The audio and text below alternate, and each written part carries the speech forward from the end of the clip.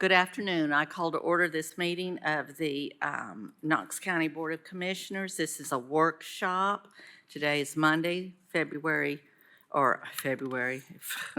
15th.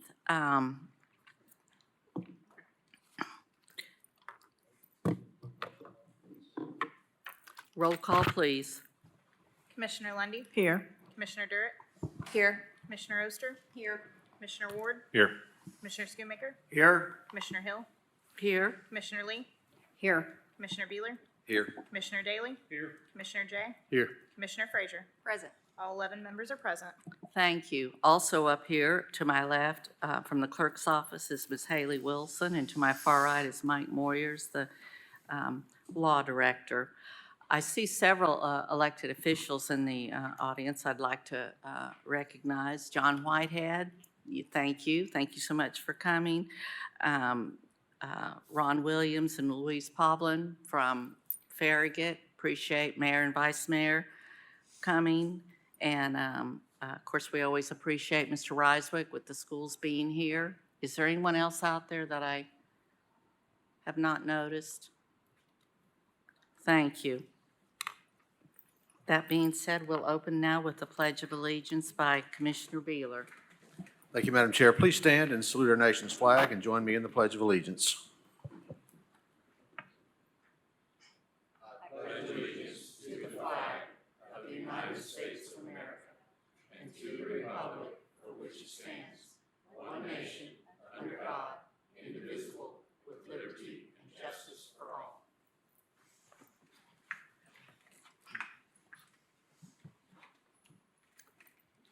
Thank you. Moving on to amendments to the agenda.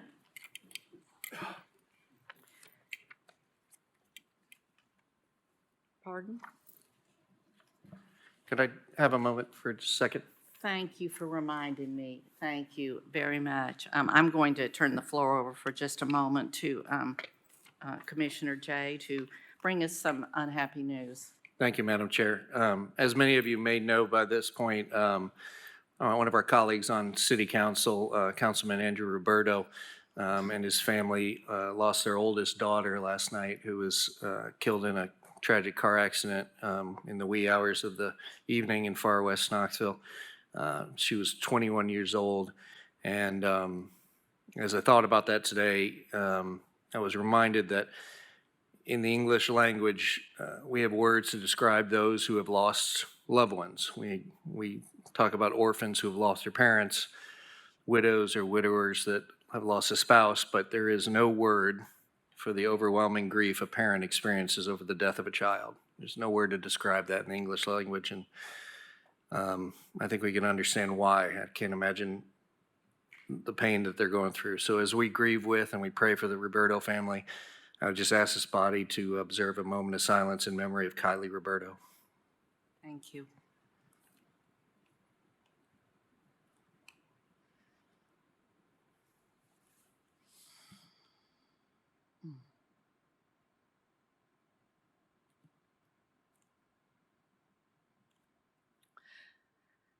Thank you for that, Commissioner Jay. I appreciate it very much. Moving on to the business of the county, looking at amendments to the agenda. Already added to your agenda is 27, 33, 38, and there's an item 50, which is attached to the back of your agenda. Deferred until May, items 34, 48, and 49. We have no withdrawals. Our non-consent agenda, items 1, 2, 3, and 4, 10, 20, 35, 36, 38, 39, 40, and 41. 1 through 4, items 10, 20, 35, 36, 38, 39, 40, and 41. Are there any questions or comments about the agenda? Motion to approve the agenda as presented. Thank you. Second. Motion by Jay, second by Frazier. Any discussion? All those in favor? Aye. Aye. Opposed? Commissioner Dirt, did I overlook you? I apologize. Oh, thank you. All right, next item, please. Item number 1 is Resolution 101, memorializing George Bob Martin, longtime principal of Coreyton Elementary School and beloved community leader. Thank you. Commissioner Beeler? Motion to move forward, no recommendation. Motion by Beeler, second by Oster. Any comments? Seeing none, all those in favor? Aye. Opposed? Motion carries. We have no presentations on the agenda. We have 3 people signed up for public forum related directly to our agenda items. Since we only have 3, and this is a pretty big issue, I'll allow each speaker 5 minutes. Kevin Murphy, you're first. After Kevin is Herb Anders, and then Lisa Starbuck. When you come forward, say your name and county of residence, please. Thank you, Madam Chairman. Kevin Murphy, 450, or Knox County. This is related to item 20, the comprehensive land use plan. And first of all, I'd like to thank all of you. I'd like to thank the mayor. I'd like to thank all the bodies that have been sticking with this process. I'd like to thank the public for their input, and especially the staff who have really dealt with thousands of different public inputs and consultants and stuff. So thank you to all of them. Our coalition of advocates supports planning that balances our growing population with our natural beauty and agrarian traditions of our county. Striking that balance is really at the heart of the Advanced Knox Plan. And we need development that flows towards some area and deflect it from flowing into other areas. 2 things I'd like to address today. One is rural place types, which are overlaid on much of our remaining undeveloped land in the county. And that would be an area where we think we need to kind of deflect the development away from. Our farms, natural areas, and urban proximity to these spaces are character defining for our region. This is, that's our connection to our rural roots, and that's why many of us choose to live, work, and raise our families here in Knox County. But we're losing those lands rapidly. Tennessee's losing about 90,000 acres a year. Or 90,000 acres, a year of agriculture and forestry land. Over a 5-year period, that's been 2 counties worth over the last 5 years. And that's an acceleration from the last 20 years when it was about 1 county. So we're accelerating our loss of farmland in the state. I really want to talk about some of the proposed densities that go into these rural place types. 2 units an acre we don't think is terribly rural. When you look and show pictures of that to people, they say, oh, that's, we looked and we found some pictures of places and we show it to people and they say, well, that doesn't look very rural to me. That looks suburban. And that's pretty important. So, we've, so we think, the character, allowing up to 2 units, is probably not quite in character. More importantly, too, is that density isn't a deterrent to development. It doesn't get development to flow away from the area. You have a zoning request on Roberts Road this month where the applicant told the Planning Commission they can make 2 units an acre work. That's what they thought they were going to get when they bought the farm. So this is out in the rural area. They're looking at 2 units. That's what they're expecting. And so while they may not love it, they can make it work. And if they can make it work, we're going to continue to see them acquire more of that land out in the rural area to do it. And that land at that density is the most fiscally costly to the county. So that's what we want to avoid. We're really at an inflection point. We want to think with a long-term horizon here. If we don't have strong protections for our remaining rural areas in character, we will lose that land. I saw that TPO they're updating their population projections now, and through 2050, so the next 26 years, they're projecting the county's population to increase by 20%. So we're going to add 20% more people that want food, and at the same time, we're going to be losing the land that creates that food. So that's, our groups looked at other counties in Tennessee and outside of Tennessee. When we see counties that are looking at rural protection, what we actually see them look at is more like 1 unit every 5 acres, so much, much less. Our coalition, we've got former planning commissioners, and we've got a lot of folks that have looked at this a lot.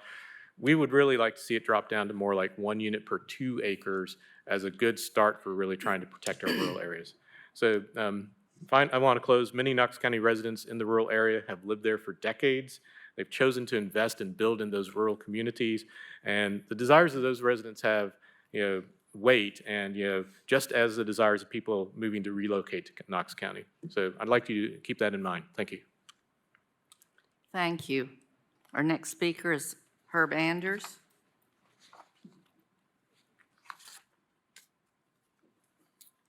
Thank you. My name is Herb Anders. I reside in the Ruggles Ferry community of Knox County. And I would also like to thank the staff and everyone that I've had opportunity to speak with, from the commissioners to the staff and other folks concerning the comprehensive plan. And I really appreciate the dialogue we've had, and I feel like that the community has been listened to. And my comments, we have some other concerns. So I'm representing the Ruggles Ferry community, and I am a former planning commissioner. And I'm representing the thinking of at least 4 of my colleagues and many people in our community in Ruggles Ferry. I would like to talk about the rural living place type, which is found in the rural area of the county and in the planned growth area. In fact, there's a lot of it in my community, the Ruggles Ferry community.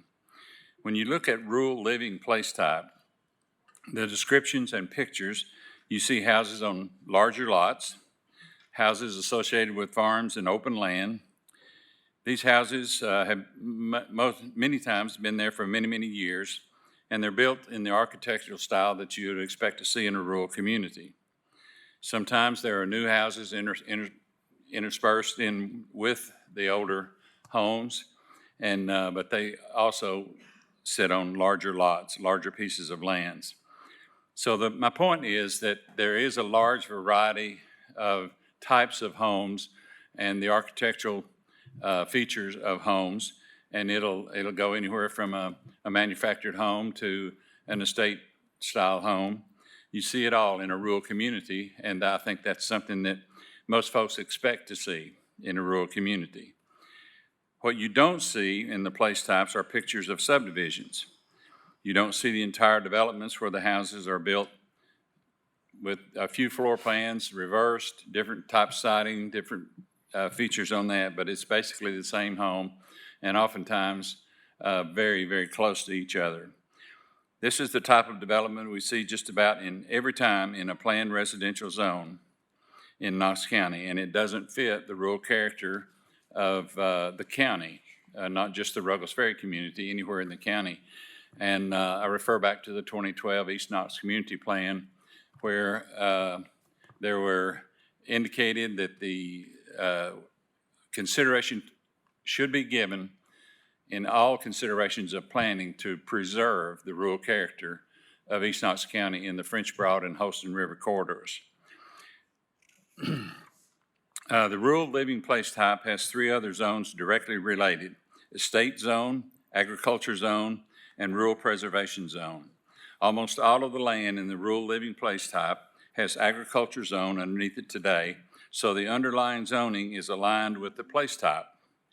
We ask that the planned residential zone as a partially related zone in the rural living place type be removed from the comprehensive plan.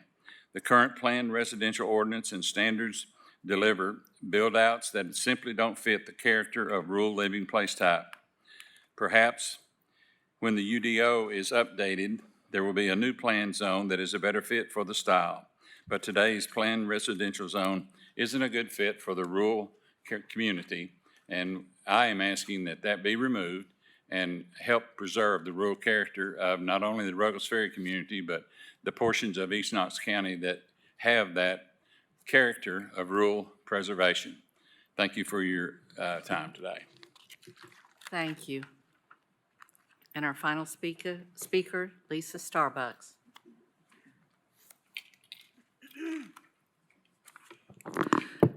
Lisa Starbuck, 6233 Babley Road in Ritta. Thank you, Commissioners, for your time and attention.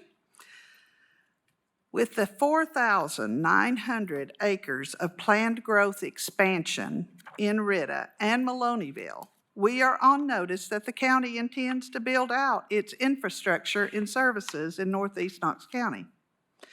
This area is still very rural. There's a lot of beautiful open land with great views of House Mountain and many small and mid-sized farms scattered in it. The residents, many of whom have been here for generations, have stewarded this area. The proposed future land use map designates a lot of suburban residential rural conservation in this area, which will accommodate a lot of new dwelling units. At 2 units per acre, think of Holston Hills or Alice Bell. That's what that's zoned for. That doesn't look very rural to me or to most of my neighbors. It also proposes a large traditional neighborhood development right at the furthest extent of Washington Pike, up against the rural area. We don't yet have the infrastructure or even the plan for the infrastructure. We know we need a mobility plan or small area plan completed for these areas. We will need new parks, new schools, more emergency services, plans for utilities, and especially road infrastructure. Throughout all of this, we have pointed to Hardin Valley as the example of how not to grow, where you develop first, then come in later with infrastructure and try to play catch up. We implore you not to do that to northeast Knox County. We request that you modify the future land use plan in the expanded planned growth area. Use the rural living place type in this area with its reduced densities. And then, once the small area plans are complete, you will know what infrastructure is needed and the timing of it. And then you can update the future land use map accordingly and add in the appropriate place types at the appropriate time. We are on notice that this is in the county's 20-year plan. We understand that. But for once, you have the opportunity to look at the big picture over a long time period. You can phase in the development with the infrastructure, so please do that. I would like to take a minute to shout out to Commissioner Kim Frazier, who has invested a tremendous amount of time, energy, effort, blood, sweat, and tears in trying to make this plan workable for all. She has gone above and beyond working with staff, the mayor's office, and the community, and I know she has spent countless hours reading, revising, planning, negotiating, and worrying over this plan. So thank you, Commissioner Frazier, for your dedication to Knox County. I also want to especially thank Commissioner Richie Beeler, our 8th District Commissioner, who represents Northeast Knox County, where the bulk of these changes will take place, for listening to the community and being willing to step up and ensure that the plan protects the rural character of the 8th District. Again, I urge you to modify the future land use plan in the expanded planned growth area and use the rural living place type to contain the development until the small area plans are complete and you know what infrastructure will be required and what the financial implications of the development is. This will prevent negative impacts to our quality of life and unintended consequences of approving this plan without these amendments. Thank you for your time and attention.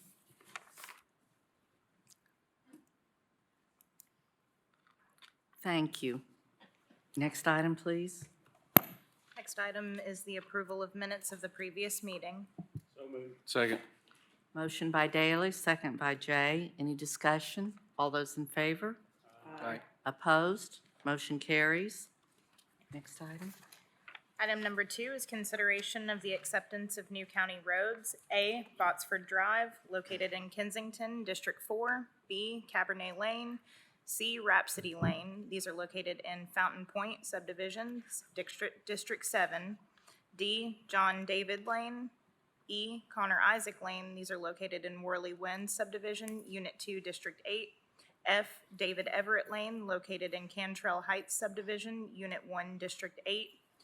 G. McKinnon Ridge Lane, located in McKinnon Ridge, District 8. H. Locust Grove Lane. I. Martha Oak Lane, located in McKinnon Ridge, District 8. And J. Cattail Lane, located in Stonewood Creek, Phase 3, District 8. Move to approve. Motion by Jay, second by Beeler. Is there any discussion? Commissioner Schoonmaker. Thank you, Madam Chair. I wanted to ask a question about number A, Botsford Drive, if there's a representative from the Engineering and Public Works Department that could answer some questions.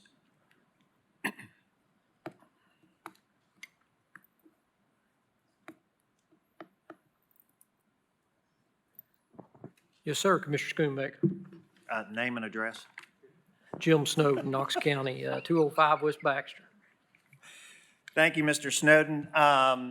Botsford Drive is in the Kensington subdivision, and looking at the records, that street was accepted, the final plat, in 2005, and the names for that subdivision were approved in January of 2006.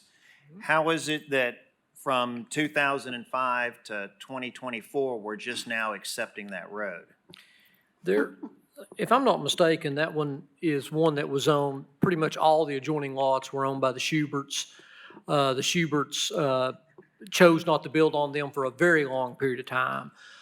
We obviously don't want to accept those roads until a lot of that construction traffic has completed and make sure that that road hasn't any failures.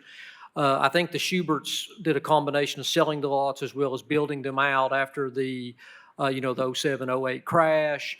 And have now completed all the homes on that street, or at least the bulk of the homes, and we feel like it's safe to accept them. But I think, from my understanding and recollection, we waited on accepting them to make sure that all the construction traffic that would be on the roadway didn't create any damage, so that we could have the contractor fix it should there be any damage.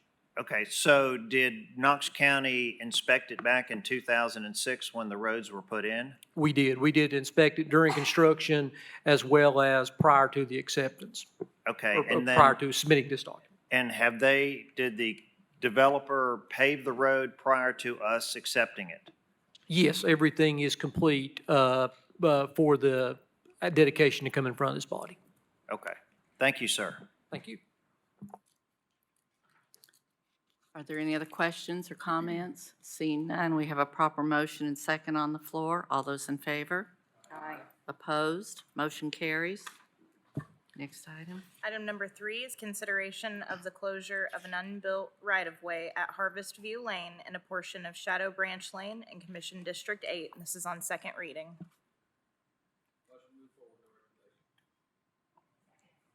Motion by Beeler, second by Frazier. Move forward with no recommendation. Any discussion?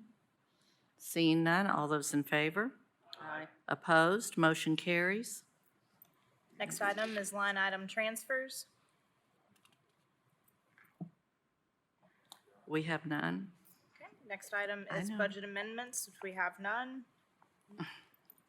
Item number 4 is spread of record, the order of the Knox County Mayor reappointing Kenneth Richard Maples to the Board of Commissioners of the First Utility District. Thank you. Next item. Item number 10 is Resolution 301, approving an amendment to contract number 23-840 with Pronto Track, Inc. for the provision of case management, electronic monitoring services, and equipment for the Knox County Sheriff's Office, which amendment incorporates into the contract Pronto Track software as a service subscription attachment. Thank you. Do I see a motion on this item? Motion to approve.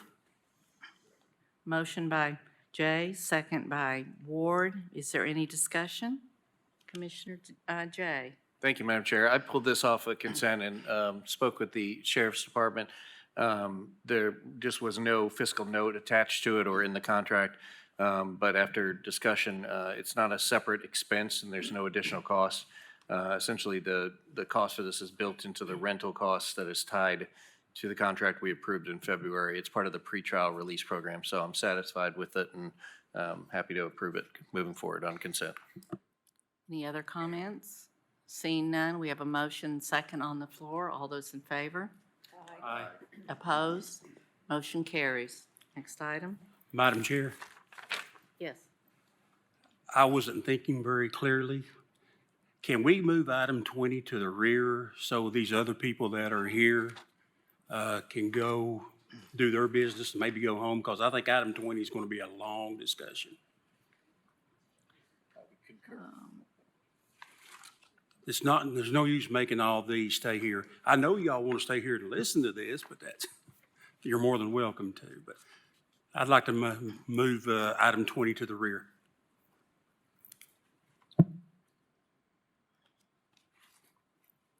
All right, we have a suggestion that item 20 has been moved to the rear. If I see no objections, we will go ahead and move that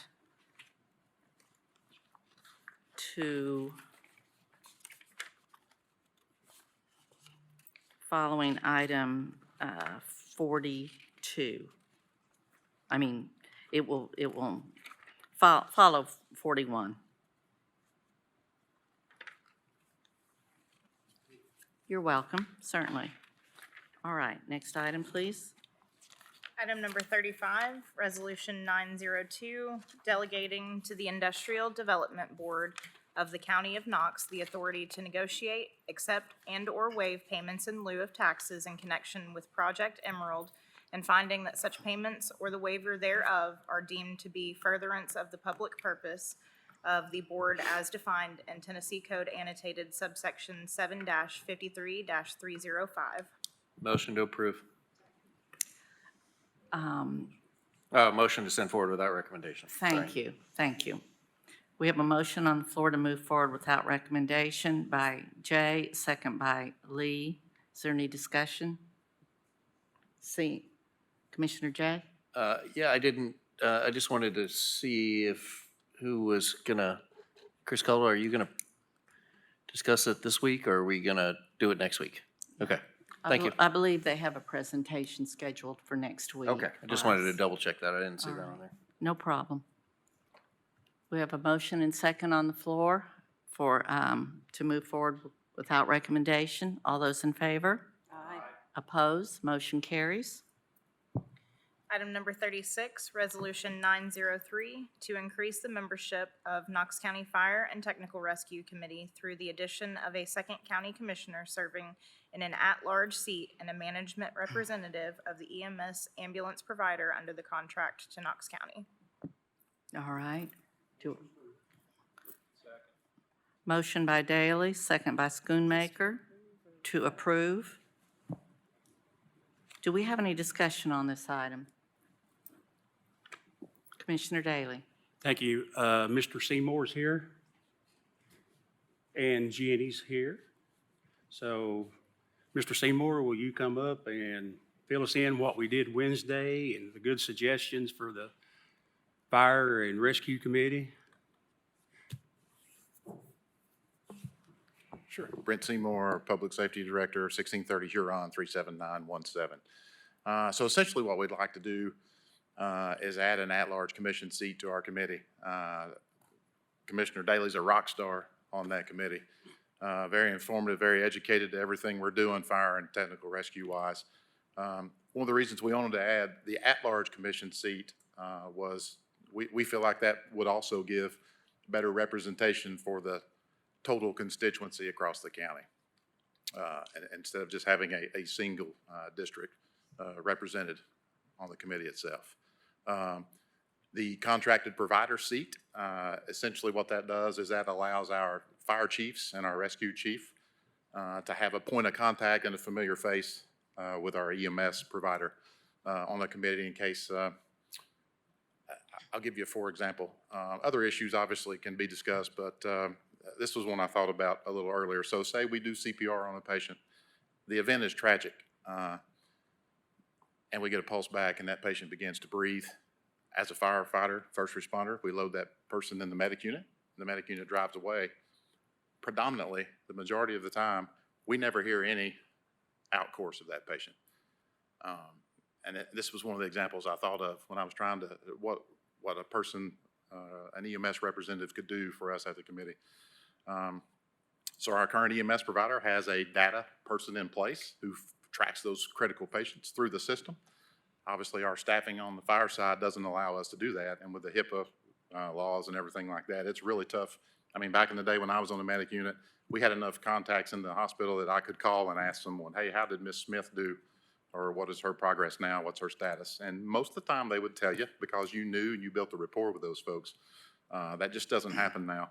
So although the event's tragic, the example is kind of simplistic. With our EMS provider, they have someone in place tracking those patients through the system. We may know that that patient spent a month in the unit and walked out of the ER, or they did not. And that allows us to maybe adjust some training protocols.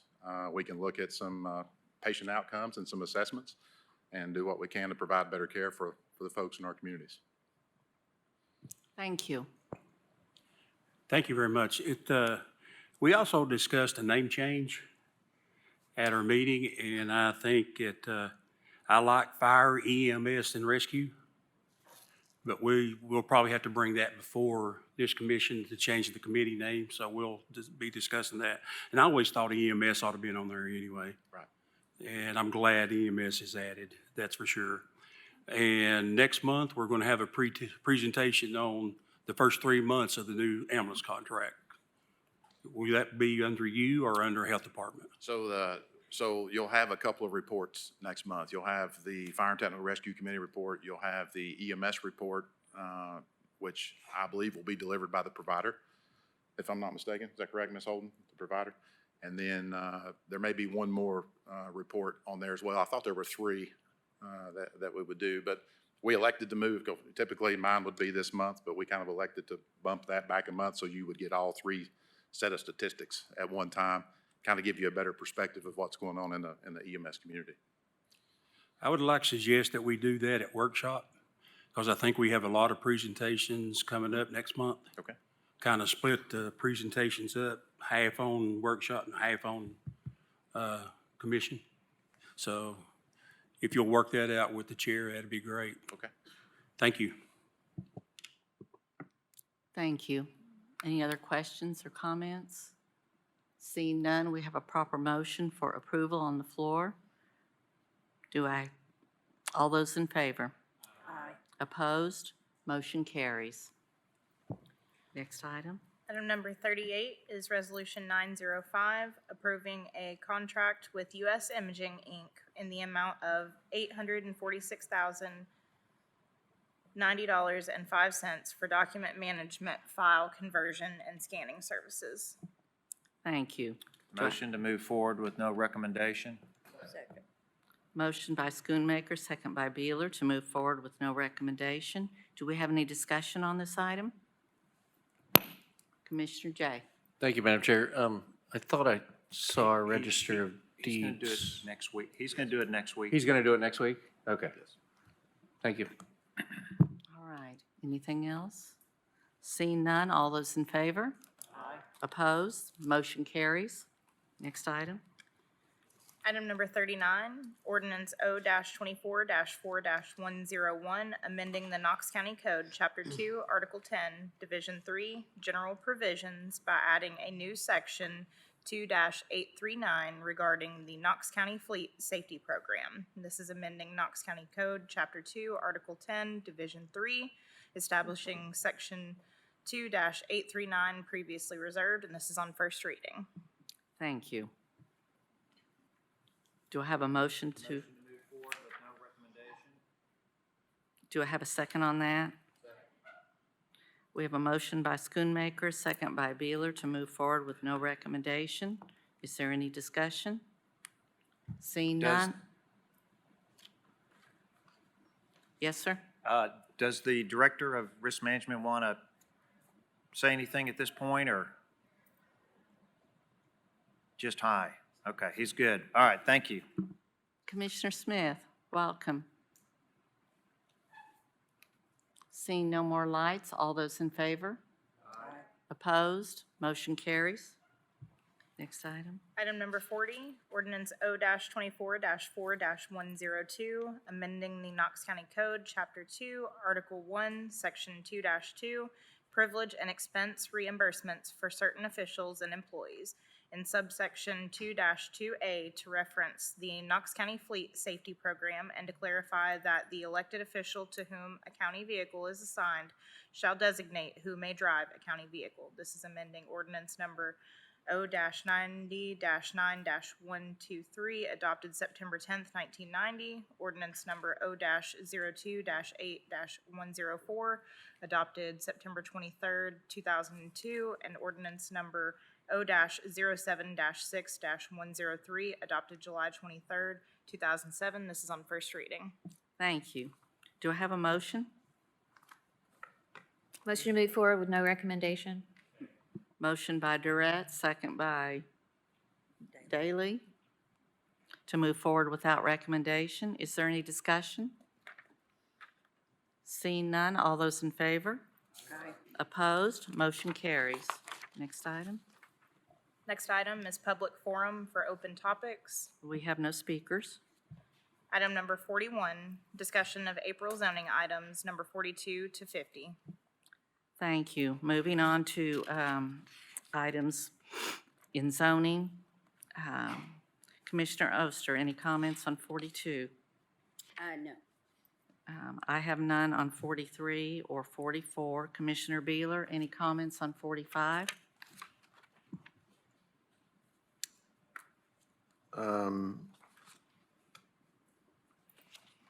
Only to follow the plan as it plays out over the next week. All right, thank you. Item 46, Commissioner Beeler. No comment, no further comments. Thank you. Thank you. Item 47, Commissioner Beeler. No further comments. All right, and item 50, Commissioner Oster. Yes, this is one that she didn't show up, the applicant didn't respond. She reached out to me recently to explain that she was in a very serious car wreck, and during that time also her husband's been diagnosed with a very serious condition. So obviously planning, zoning wasn't on her mind at the time, and so she has asked me if we can put this back on the agenda for May, so we would need to suspend the rules to be able to do that. And I'm fine with doing that. I've talked to her about what she plans on doing there, so I'm okay with that. All right, do we need a formal motion to suspend the rules? Yes. I make a motion to suspend the commission rules to add the following to the May zoning agenda at the request of Commissioner Oster. We have a motion to suspend the rules and add item 50 from Oster, second from Frazier. Any discussion? Commissioner Daly. The only rule we're suspending is for item 50, nothing else. Correct. Any other discussion? Seeing none, all those in favor? Aye. Opposed? This motion carries. Item number 20, Resolution 409, approving the Planning Commission recommendation to adopt the Knox County Comprehensive Land Use and Transportation Plan. Motion to move forward with no recommendation. We have a motion on the floor by Commissioner Frazier to move forward with no recommendation. Is there a second? It was Durrett. Commissioner Hill, I made the motion and Commissioner Frazier was the second. I apologize. Motion made by Durrett, second by Frazier. Do we have any discussion? Commissioner Frazier, the floor is yours. Thank you, Madam Chair. You all have a handout. We'll be going through this just item by item. I first wanted to, again, thank Mayor Jacobs. You know, I have gone to several administrations over the last 10, 15 years and talked about updating our plans, and he was the only one that said, you know, right, this is a big undertaking, but it's worth it. So I want to thank him. I want to thank Director Snowden, Director Benedict, Director Brooks, Kathy Olson, Allie. they have just shown incredible leadership and guidance and dedication through this entire process. And it really has been a collaboration. And for me, it's a great privilege to get to work with these folks on something that I really believe is transformative for Knox County. The administration, the leadership team, and I think we as commission, I think we all have the same goal in mind, and that's to create a sustainable, balanced growth and transportation plan that will restore the integrity of our land use policies and processes. The final product, it won't be perfect, and it will most likely change a bit as we work through the UDO and small area studies, but it is a great improvement from where we are right now. Being an at-large commissioner, it really has gifted me with some really unique and sometimes opposing perspectives on how we should grow, and I've really tried really hard to consider all those perspectives in my suggested amendments. Because really, at the end of the day, it is up to us to put into practice really informed and good decision-making, and that starts with really good policy. So with that, I'm going to kind of dive in a little bit. I've put the discussion items into two categories. The first consists of text or language amendments. The second are discussion items that I felt like there will probably be a little bit more discussion from this body as well as from staff. And so I'm going to just begin with the suggested text and language amendments and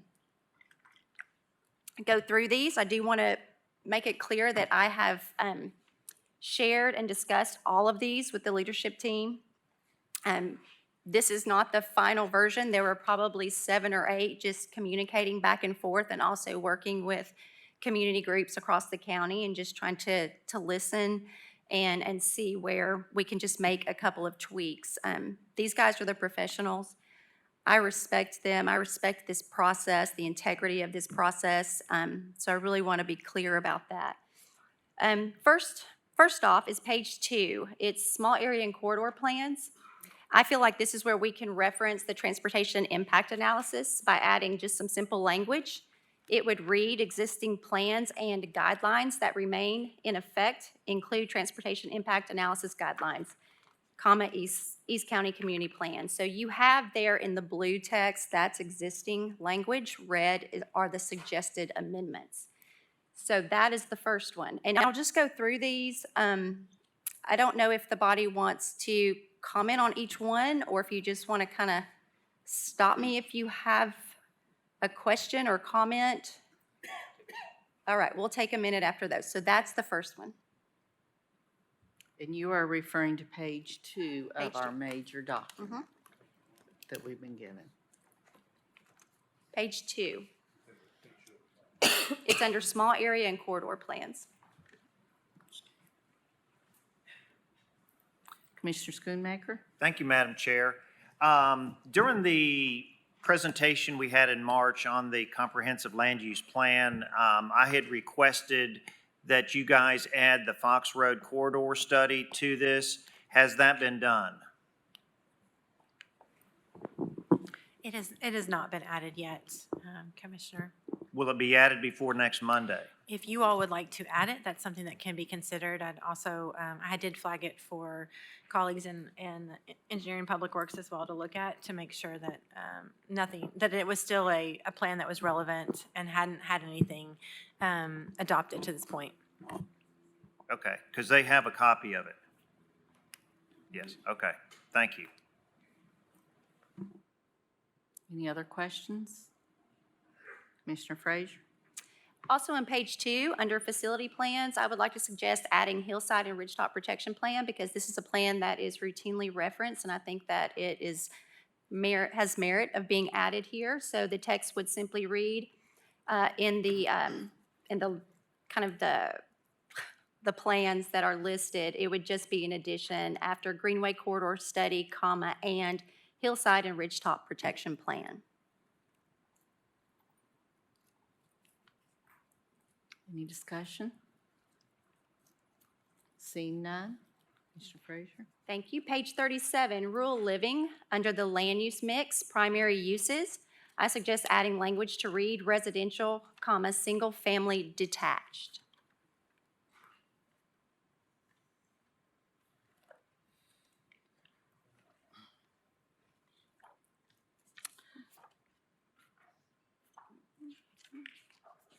Seeing no Commissioner Beeler, did you have a question?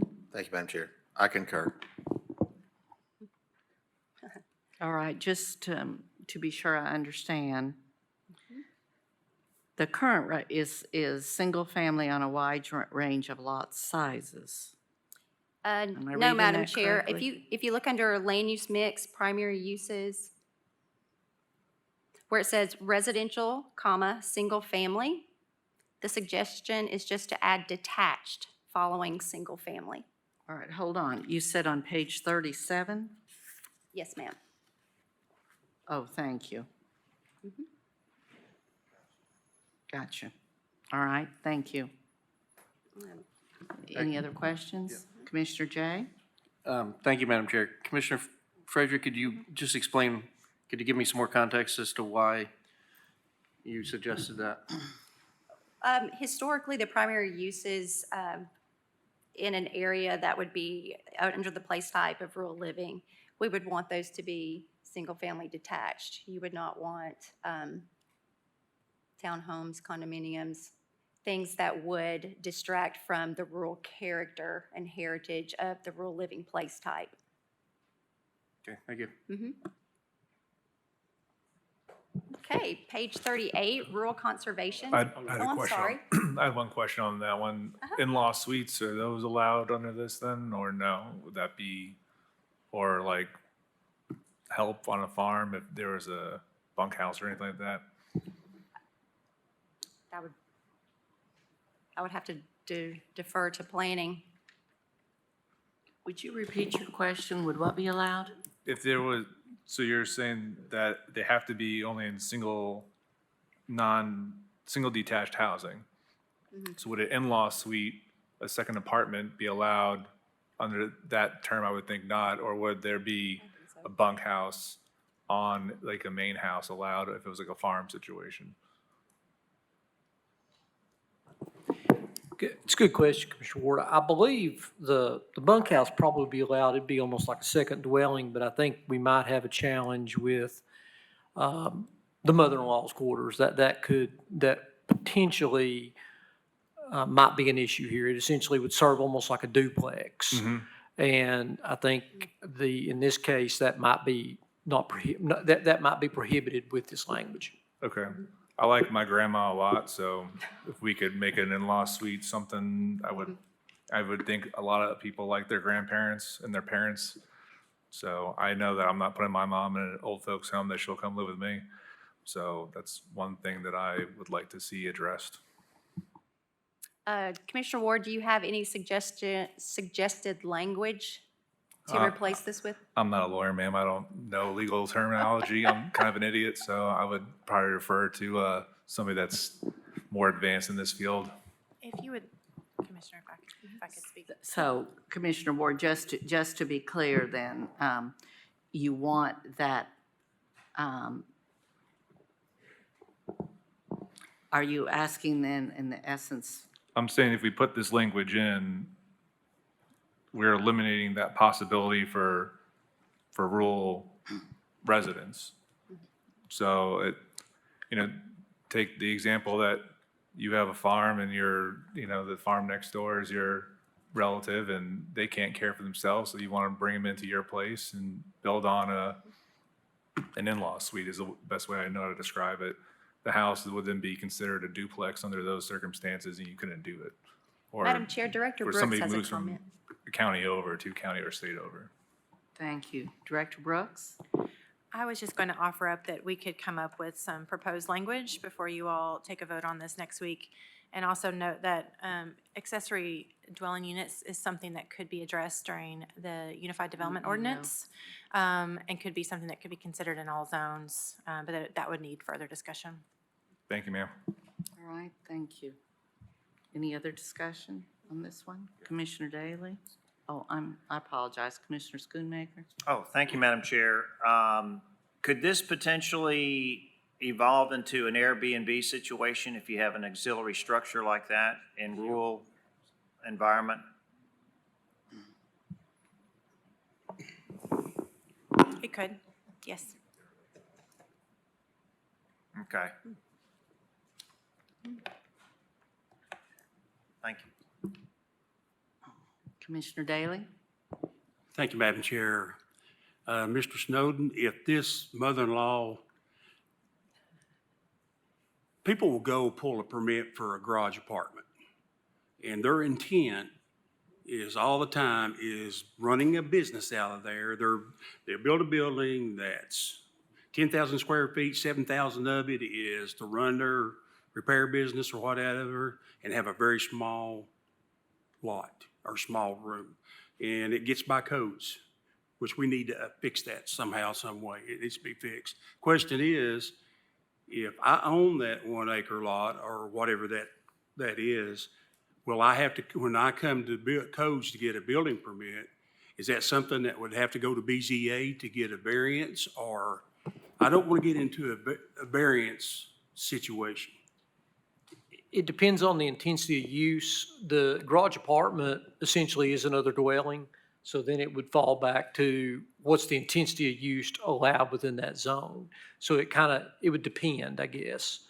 Because we've had that come up, and I think it's going to vary per zone.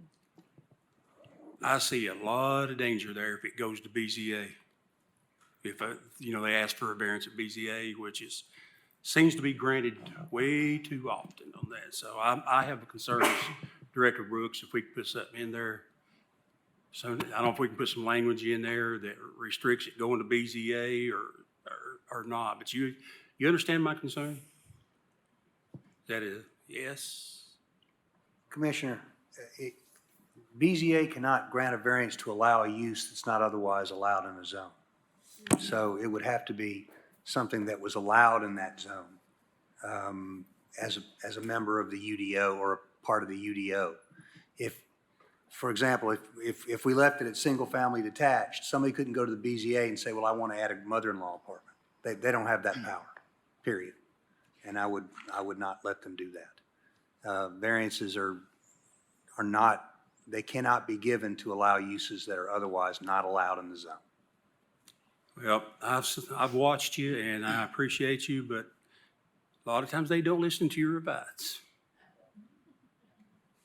Enough on that one. Commissioner Durrett? Thank you, Madam Chair. This would not, though, prohibit an addition to the existing single dwelling for, say, a mother-in-law suite or something like that. Thank you. Are there any other comments or questions? This is under rural living, the potential of 2 per acre. Is that correct? So No, we don't.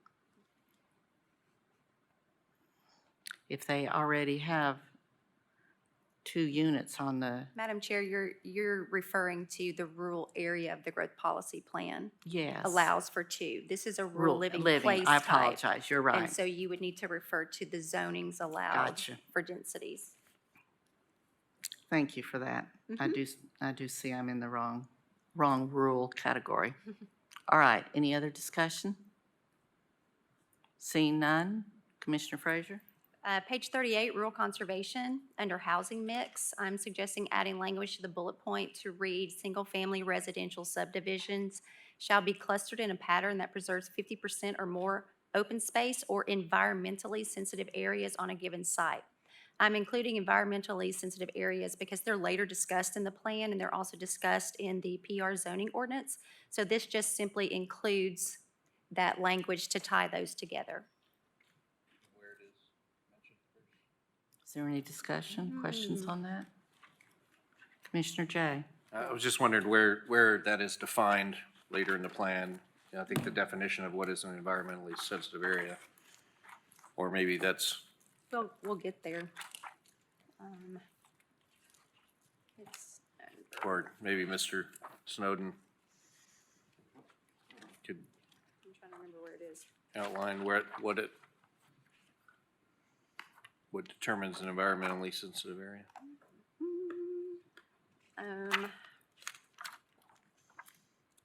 sorry, Commissioner J. Should have included that.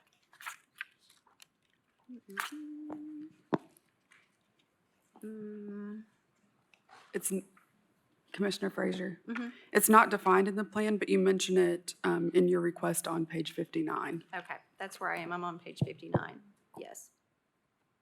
So it's not in the plan currently, you're adding language? Correct. Okay, can we come back to that then? Sure.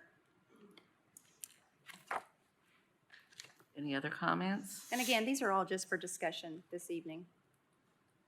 Absolutely. And I encourage discussion. So page 40, rural agriculture, add language to the last sentence of the place type description to read, these sites are found in the rural areas where prime and locally important soils may exist and the road network is sparse. I think it's important that Knox County acknowledge an effort to be good stewards of prime and locally important soil. This was brought up during the coordinating committee meeting, and this will be, how this will be used will be determined in the UDO process. Any? I hate to ask the same question, but I think these things matter. Is there a definition of what prime and locally important soils is? I mean, I guess what I'm trying to get with a couple of these questions is it an opinion or is there a definition? No, there's an actual definition of what identifies as prime and locally, and there's a map that also indicates where those soils can be found. Okay. You don't know? I can get Is it that for in you. this plan? Or is that a separate It's separate. document? Okay.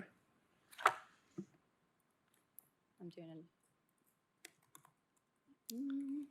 Seeing no other lights. Next item.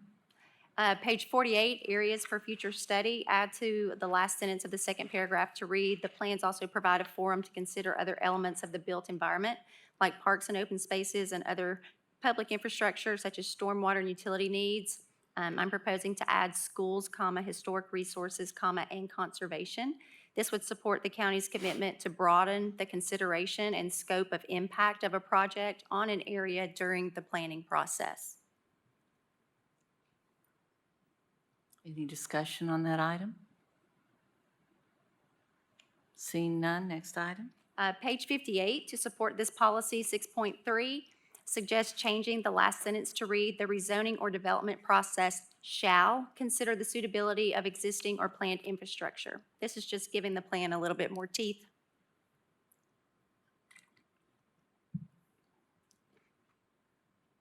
Page 59, add section to support this policy. Suggests adding action item that addresses Planning Commission's request of County Commission to review the hillside and ridgetop protection ordinance and update.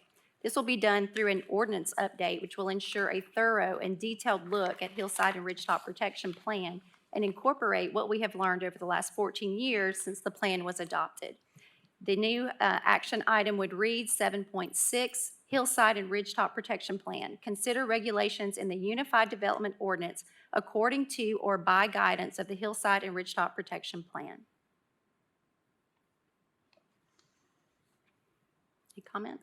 According to or by guidance of. And the language is written as such because when we do review it through an ordinance process, we can't determine at this point if language will be according to or guidance. So we included both. But if we do this through the ordinance process, we can really take a good look at hillside and ridgetop protection and what we have Gotcha. learned, and go from there rather than trying to speed through that here during this process. All right, thank you. Mr. Daly? Thank you, Madam Chair. Just, Commissioner Frazier, it's an advisory document now. It is. So are you wanting to make it That's what the ordinance process would determine. This body could determine if we wanted it to be advisory or regulatory. And it would also, we might change the language, place conditions upon hillside and ridgetop protection. I mean, it's really up to the body through the ordinance process. but by adding this language, it's not going to make it No, sir. It What won't this, make it an ordinance. no, sir. What this does is, on page 59, these are action items. And so we're just putting it as an action item that we will address Planning Commission's recommendation and request of County Commission to review the hillside and ridgetop protection ordinance. Commissioner Jay? Thank you, Madam Chair.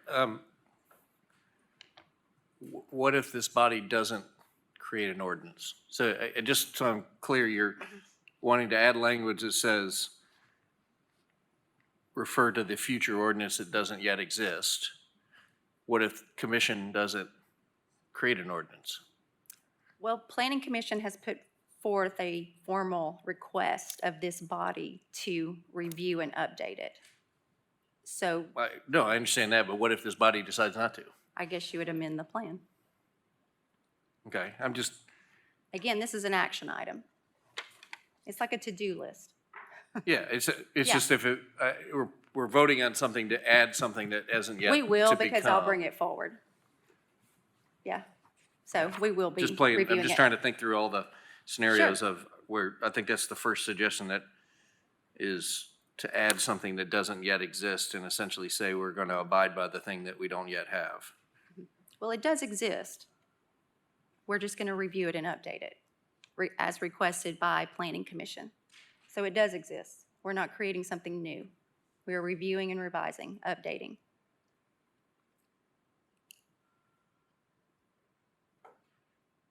Am I ready to go? Page 59, add section to support this policy.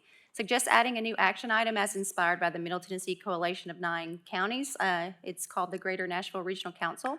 And then this is just the addition of good data to consider when you're looking at land use. It would be an addition of 7.7, where we create a group of GIS layers that depict environmentally sensitive areas, including, this is where we identify environmentally sensitive, Commissioner Jay, areas including prime agricultural soil, historic resources, floodway and floodplains, hillside and ridgetop protection area, rare and endangered species, protected areas, conservation areas, surface water, wetlands, and other pertinent features, and use this map layer when evaluating plan amendments, rezonings, and development plans. And you can see there, I've listed everything that we currently have, and so in working with planning staff, they said that this is an easy ask. All right. Madam Chair, I have one quick question for our law department, if you wouldn't mind. Certainly. Thank you, Madam Chair. Mr. Moyers, when we go through this, if I remember kind of the process correctly, what amendments need to stay within the framework of where we've been and what's been approved to date with some tweaks?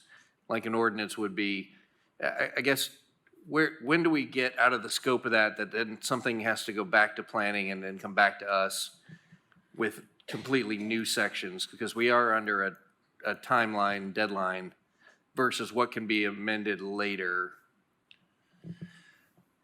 Well. Does that make sense? Yeah, it does. Okay. I know what you're trying to get at, and unfortunately, the answer is as difficult as the question. Okay. The difficulty is that the courts tell us that we have to have the Planning Commission's recommendations on the things that we do. We don't have to follow them, but we have to get their recommendations. Now, within the ambit of that, there's a whole lot of leeway. And probably the best test is this something that the Planning Commission considered and rejected, could have considered tangentially, or is of such sort of minutia that if we adopted it or if it were sent back to the Planning Commission, it would not change their outcome, the outcome of what they recommended. There is no bright line I can give you on that. Because the courts haven't given us a bright line. The statutes don't give us a bright line. It's when it gets challenged, it gets considered on a case-by-case basis. So to the extent that the Planning Commission has looked at this entire plan and had the opportunity to look at these things, I think it's fine. I think we can go forward. If we start creating things completely, that hadn't been considered at all, were never brought up, couldn't have been considered by the Planning Commission, then you get into those areas that maybe it needs to go back. I would say that this package of things doesn't have to be, accepted or rejected in toto. And if there are certain things on here that are a close enough question, you could adopt the rest and the plan and send those portions that we're a little bit concerned about back to the Planning Commission and get their recommendations. At that point, you're free to do what you want.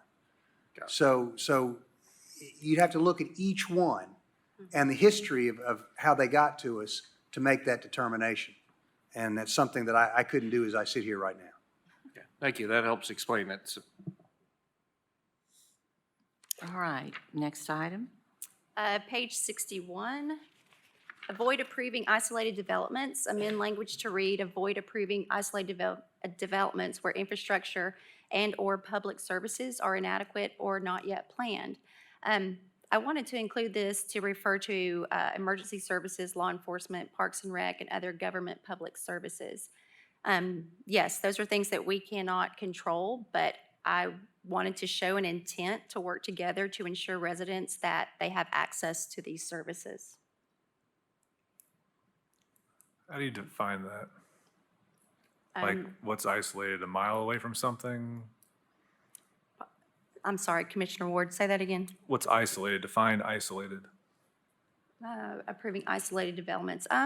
Again, Like if you a mile from another development, what? well, that was language already there, and so I can't define that. I would defer to the leadership team. That language has not been changed. That is already in the plan. That's what I'm asking though. What is that definition? Does planning have any definitions for isolated? For us, it was more about just, I guess, Commissioner Ward, is it suitable? Is the infrastructure that's there adequate to serve the need? So I guess that would be the way I would categorize it, unless someone else has a different opinion. So then is there a list then of what is suitable versus what is isolated?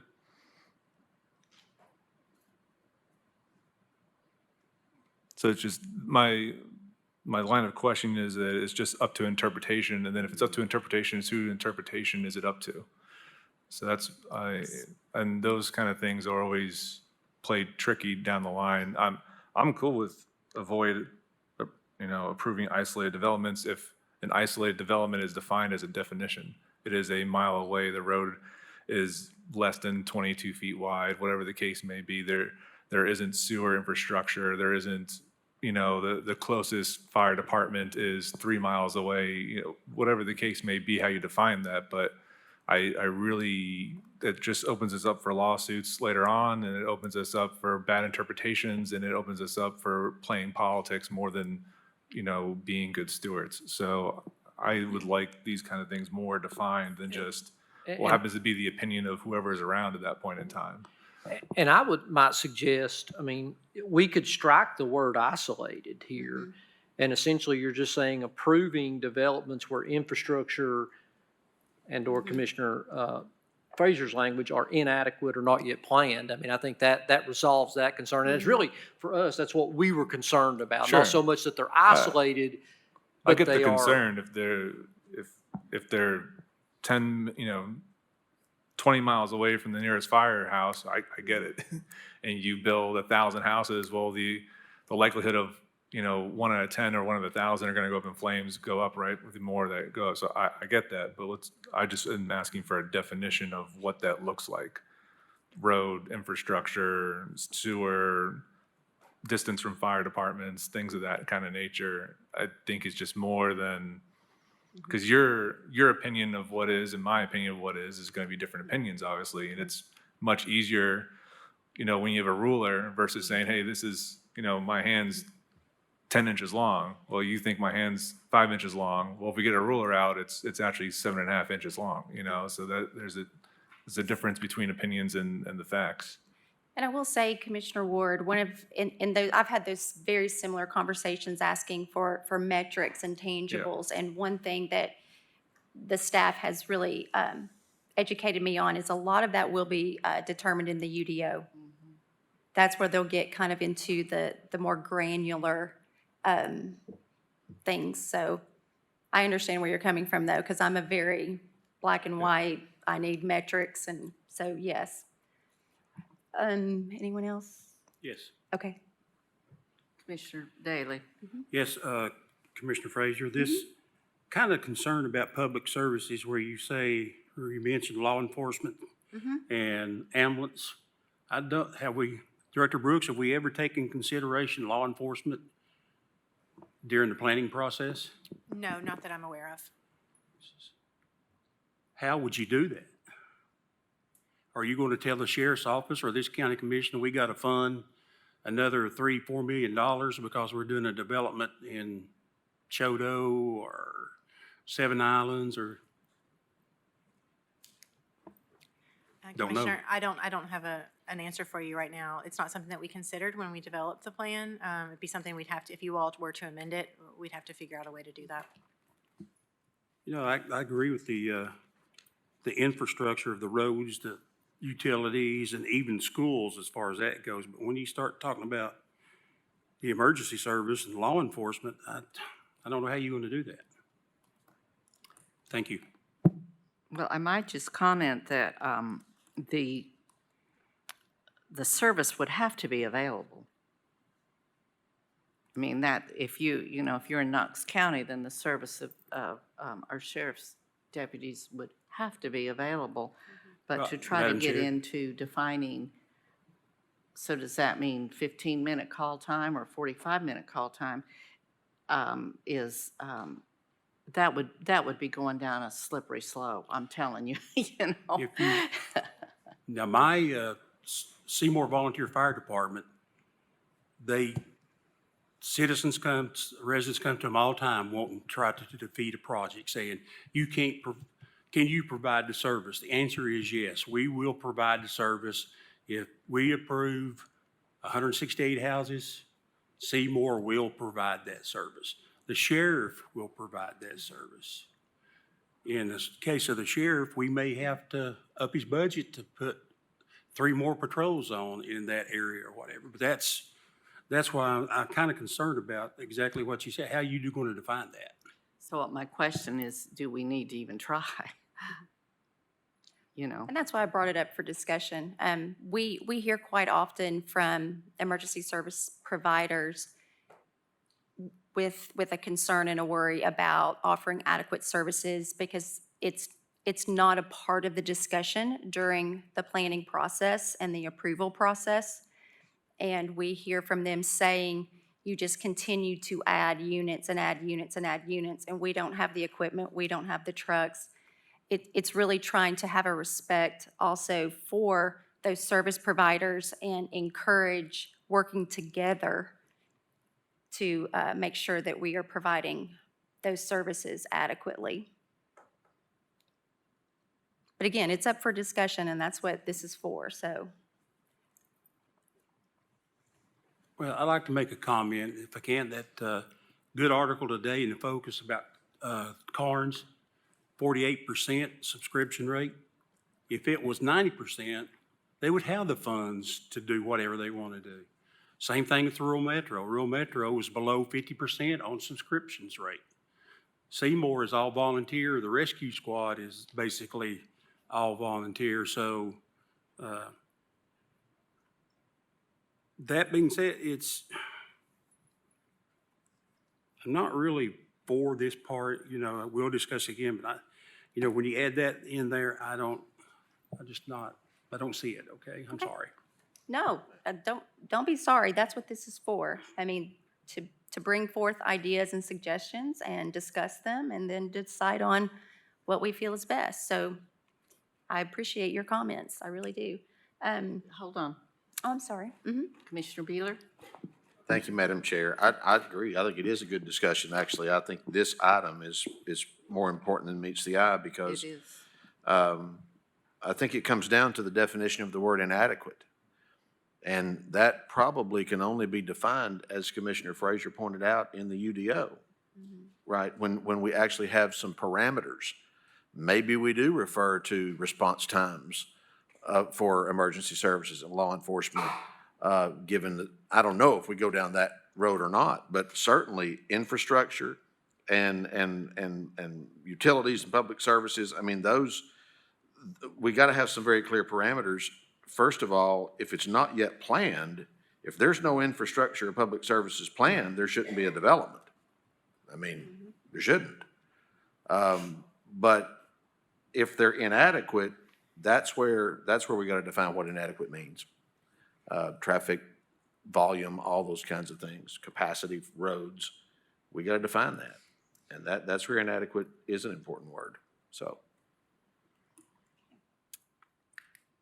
Thank you. Thank you for those comments. Any others? Commissioner Jay?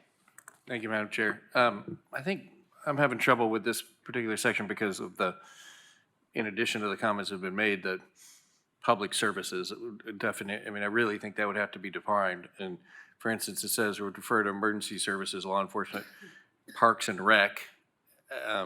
You know, are we going to go down the rabbit hole of saying you have to, every new house has to have, you know, be within X distance of a park? And then other government services. Does that mean like a trustee's office or a clerk's office? Or, I mean, what are the other government services? A trash facility? I mean, that we have people that choose to live in all parts of this county, not near anyone or anything. And if we go down this, that, you know, what is an isolated development? That could be 2 homes on one piece of property. A development of how many houses? I just think there's got to be a certain point where either we're going to go down this and define it to a scintilla, or don't we also, isn't part of this that we give some guidance to our planning staff, to our planning commission? And where does the judgment call and the recommendation from our staff and our commission come into play? Because I think some of this starts to get down into it is so well defined that it's absolute versus, I think we're getting good guidance from our staff. We're getting good guidance from our planning commission to identify things that are kind of out of the norm. I think this is ambiguous, and it's really hard to not see us going into a sort of a micromanagement of every single level. So I'm struggling with the sort of ambiguity of the whole statement. And to your point, Commissioner Jay, that was in many conversations about the definition of infrastructure. People, there's soft infrastructure, there's hard infrastructure. It's open-ended as to interpretation of what someone considers infrastructure. Is it a road? Is it a school? Is it a waste management? Is it, law enforcement, fire? It's when you read about infrastructure, you can go down that rabbit hole. It's all encompassing. I think, again, this was just putting in because we do have areas of Knox County where we have heard from citizens and from our emergency service personnel with concerns about not being able to provide adequate services. And again, this was just to include this language to show an intent on the county's part to work together. I do hear several of these concerns. You know, at some point, there's also a buyer beware in this. I mean, you need to accept, I would think, a reasonable person would need to know that if they choose to buy a house that is, 15 miles from the interstate and, hills and dales and all, that there is going to be some sacrifice in this type of thing. So, and in fact, what is offered may in fact be adequate given the area, So I just merely say that I'm not sure that burden needs to be totally on planning or even commission to dictate some of that type of thing. People make their own decisions about where to live. So just a comment. I appreciate that. Page Next item. 61, anyone moving on? Page 61, 9.8, establish annual coordination meeting. Just suggesting changing from annually to biannually to encourage communication with Knox County schools. This section is relating just to schools. And so the impact of development on our school system was one of the top 3 priority issues of Advanced Knox that came out of our process. And so we would further address impact on schools during the UDO and the application process of applicants going through the planning process. And we may, go back in a couple of years and change it to annually, but just to kind of get the plan rolling. And I don't think any of the staff had any reservations about that. Yeah, did the school Commissioner Chair. system, have you asked them about annually, biannually? Mm-mm. I wonder if they would have the data on usually I'd like to hear from them about, Sure. do they need to close out the year to understand where they are with student loads and things like that? Page 62, 10.1, maintain regular coordination on facility planning. Again, I like to see this twice annually, starting out of the gate. And I just suggest adding text to specify a regular coordination of EPW, utilities, planning, and schools for long-term fiscal health. And that's what that section is looking at, the long-term fiscal health of our facilities. Page 64, 15.1, maintain cost estimates for common transportation improvements in the county. Change the language to read cost estimates shall be used. I think every decision maker will want to know upfront the cost of transportation projects resulting from development prior to ruling. And so this will be determined in the UDO. Who's responsible for providing that? Providing the cost estimates? Yeah, how much more burden are we gonna put on Jim's department? Does he have to hire somebody just to be going around doing traffic studies? No, they're already planning on doing this. This is something that is already planned in the UDO. He has the capabilities of doing this now. We have a road per foot cost assessment for every road that we do. So this is something that it's not adding additional work. I think, Director Snowden can speak to that. Yeah, Commissioner Ward, we do keep, every capital project we do, we update our spreadsheets essentially based on cross-section of road and length and come up with a per linear foot basis. We also check that against TDOT average unit prices. And then one of the other things we do as part of the off-site ordinance that you guys approved, some months ago, we do engage the design consultants that do those off-site improvements, and they also do a cost takeoff for that specific project. So we do have pretty good, robust cost information. So you're good? I'm good. Okay, as long as you're good, then I'm good. Next item. Page 66, 18.1, meet national benchmarks for neighborhoods, community, and countywide park space. Just suggest adding language to the second sentence to read, additionally, ensure that park space is distributed throughout the county, including the expanded growth area. This will just help us monitor additional park investments as we grow in the communities that we've identified in the expanded growth areas. Next item. Page 66, add a section to further enhance recreational offerings throughout the county for residents as we update our development standards to read. 18.4, update residential development standards for new developments to include provision and maintenance of pocket parks / recreational areas. Again, this is something that would be accomplished through the UDO process. Is that, Commissioner, go ahead, Commissioner Daly. is that through the parks plan now? Pocket parks? These would be private parks. Private parks, okay. Yes. Commissioner Jay? Thank you, Madam Chair.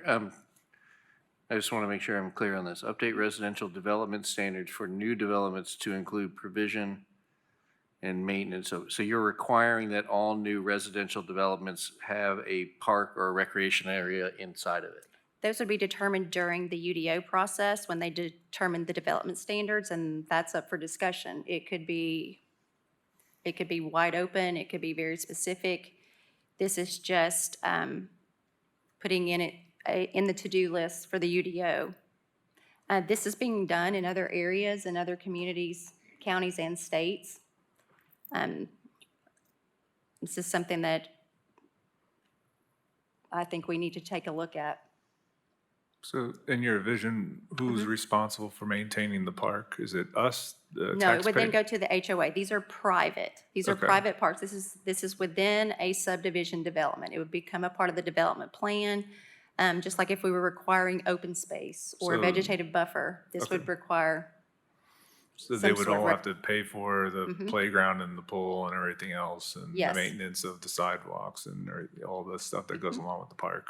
yep, So this would be, you're saying that this would, it It's just like reads a as club- if it reads here as if it is going to become a requirement of every new neighborhood. no, not every neighborhood. This is updating the residential development standards for new development to include a provision and maintenance of pocket park recreational areas. Now, if you wanted to change the language, new developments consider the provision and maintenance of pocket park recreations, we could do that.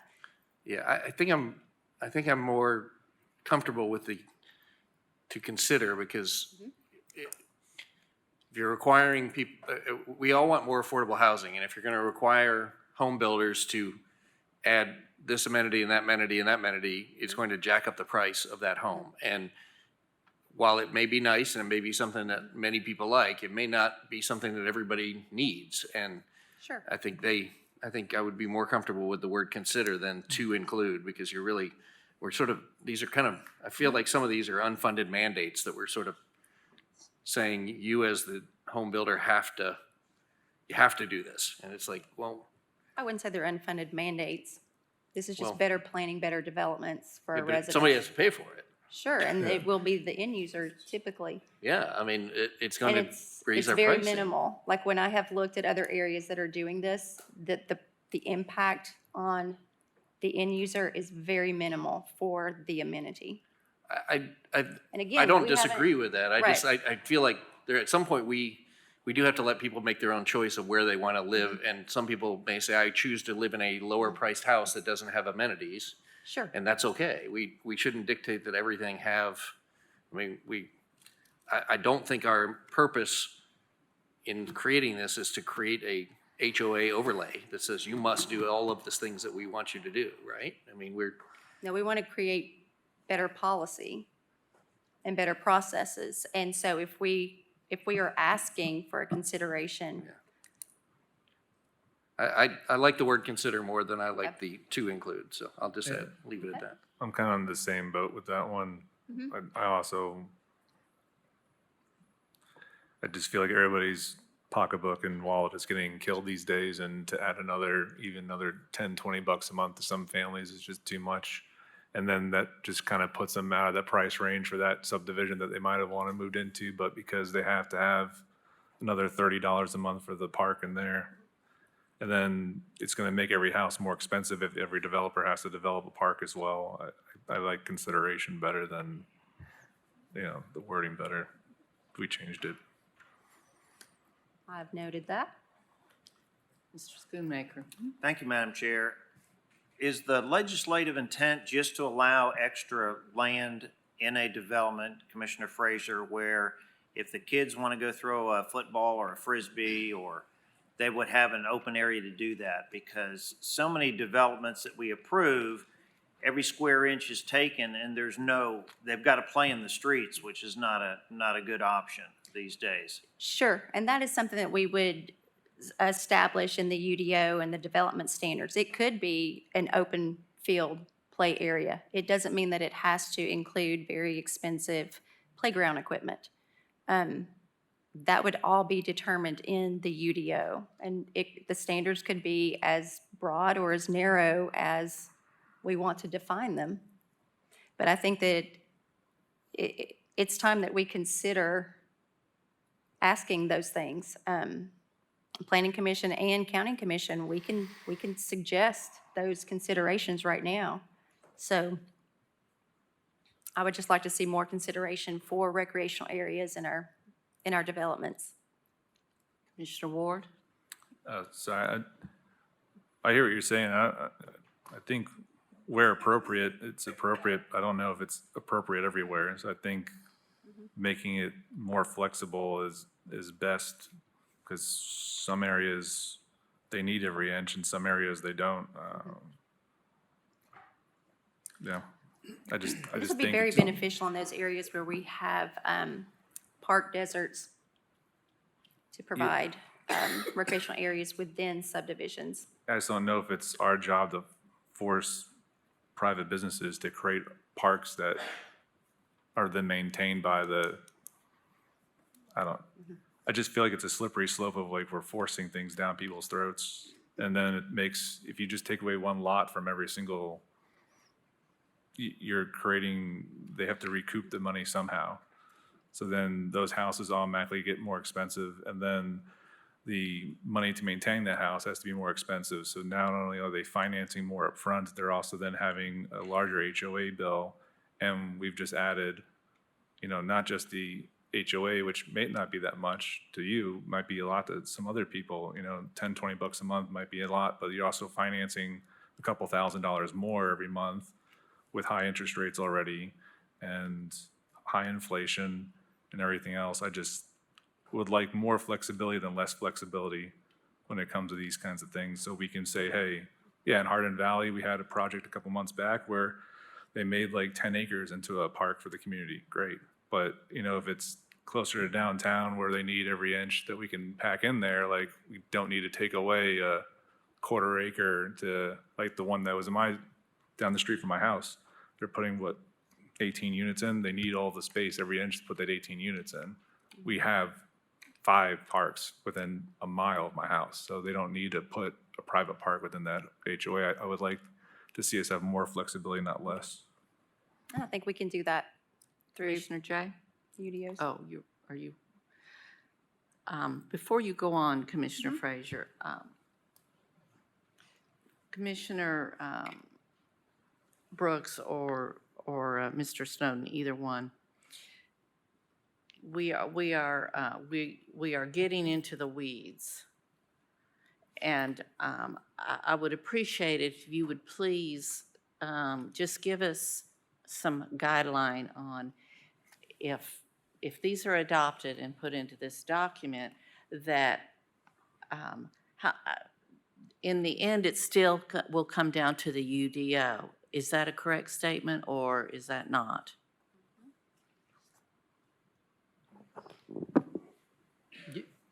Short answer, yes, Chair Lady Hill, that would be my understanding. These things, we're going to consider these requests, and those things would be vetted by the consultant, and then recommendations presented to you for either adoption or not. Recommendations through the UDO, you mean, or no? Yes, it would, a lot of these, and I wouldn't say all of them are appropriate for consideration during that UDO process, but many of them are. And yes, we would do some additional research, work with consultants, and also there would have to be some additional public input on some of these. All right, Commissioner Daly? Thank you, Madam Chair. Mr. Snowden, who would enforce when this HOA decides that they don't have a president and they don't have a vice president, and who's going to enforce on them to go out there and mow that field and do all that? That's part of the process. I know you can. Yeah, and I don't know the answer to that. I mean, right now it would be, the zoning folks of Knox County, unfortunately. They won't even take care of their retention and detention ponds. They let the trees and stuff grow up in them until somebody calls codes and says, hey, or engineering, stormwater, and they clear them out. Same thing's going to happen here eventually.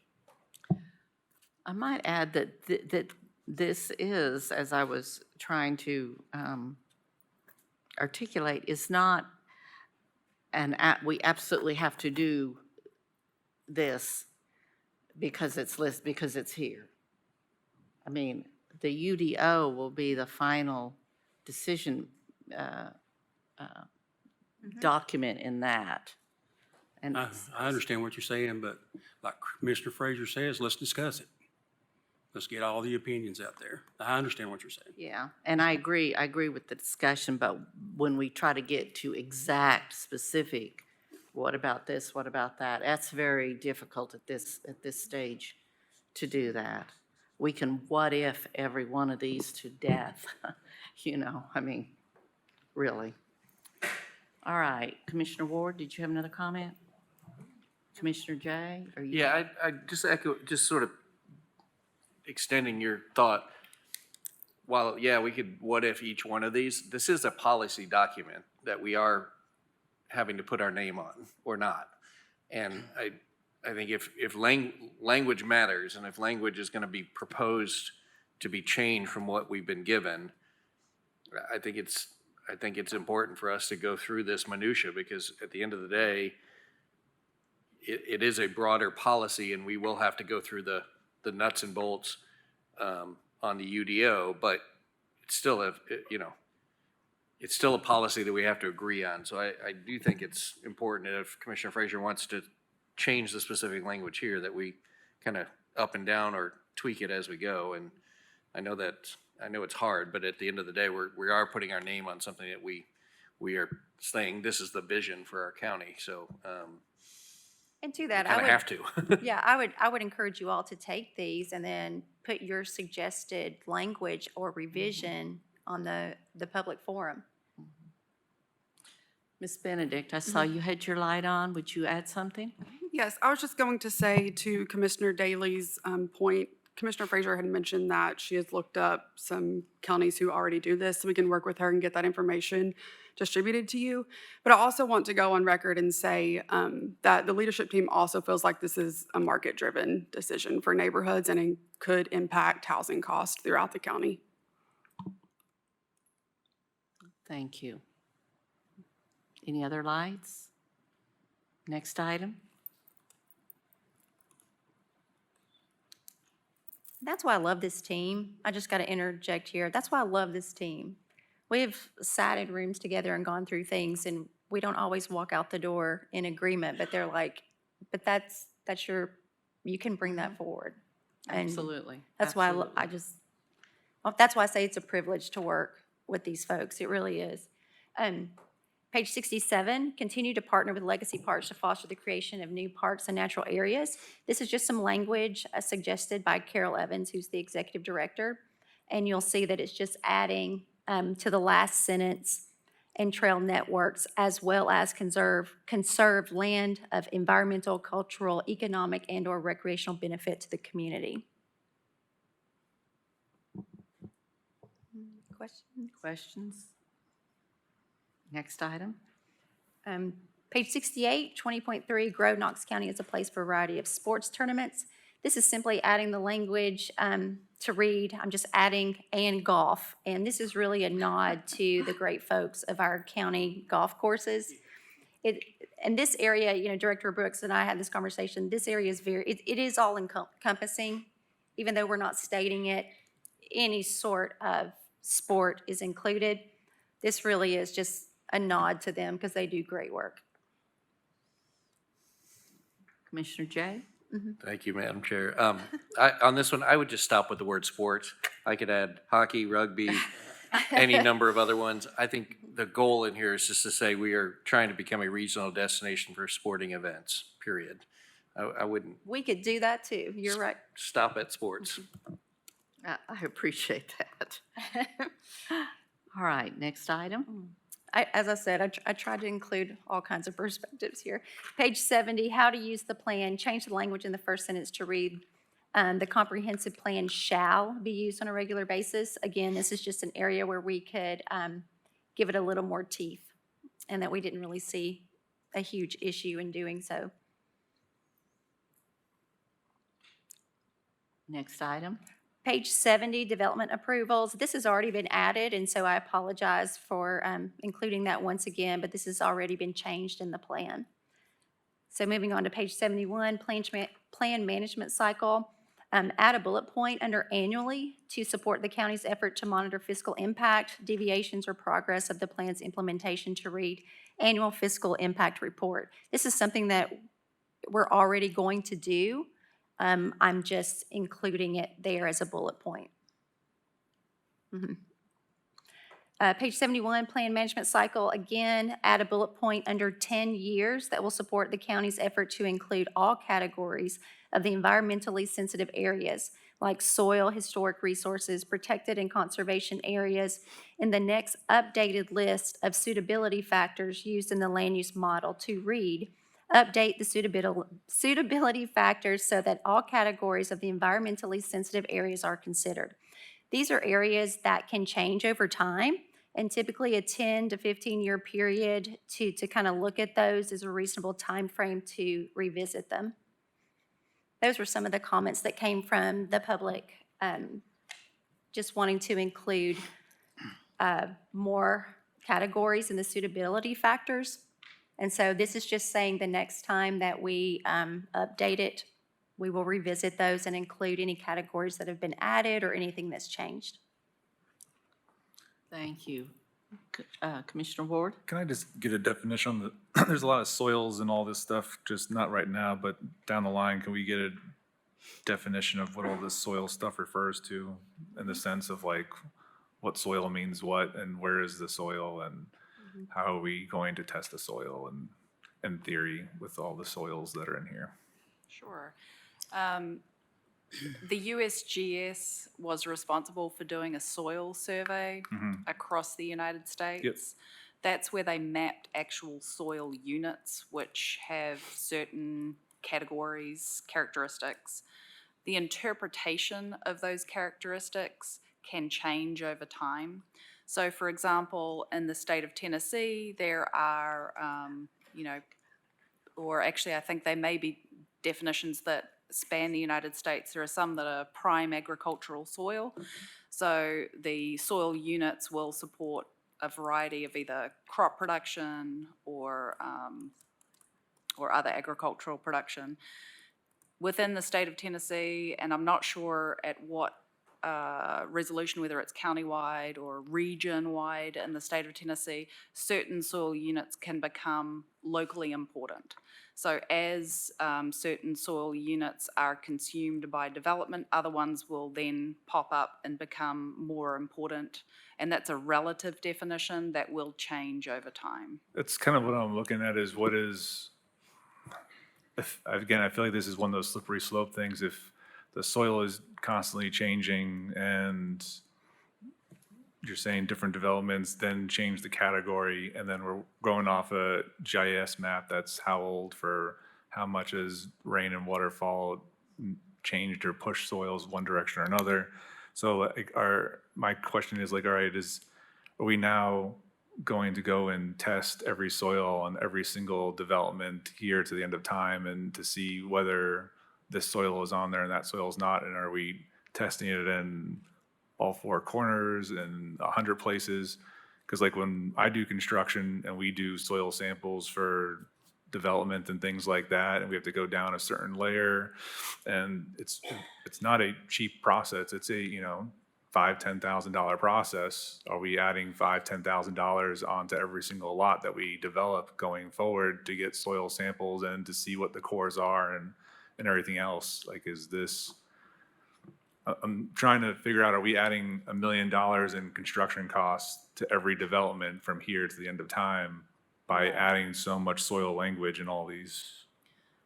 I think those are good questions, but I do think that the reference is being made to a static soil map, so it's not asking people to go out and do soil surveys themselves or soil samples. So it's referring to a static map. How old's that map?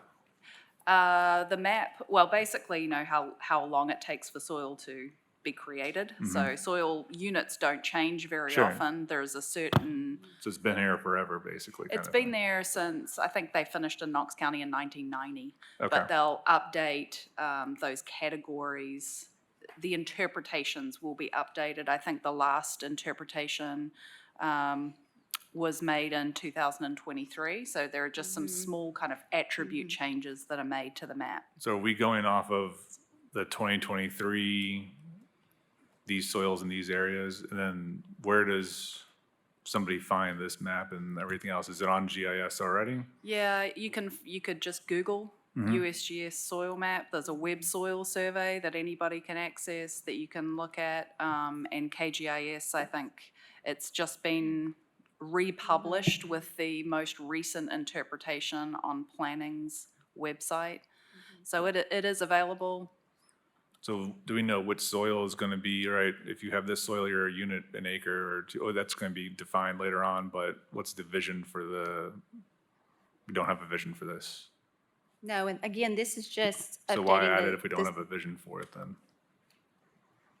Well, because that's what this plan is. It is a vision. And this Well, is yeah. something that we That's what I'm we asking. need to be more intentional about.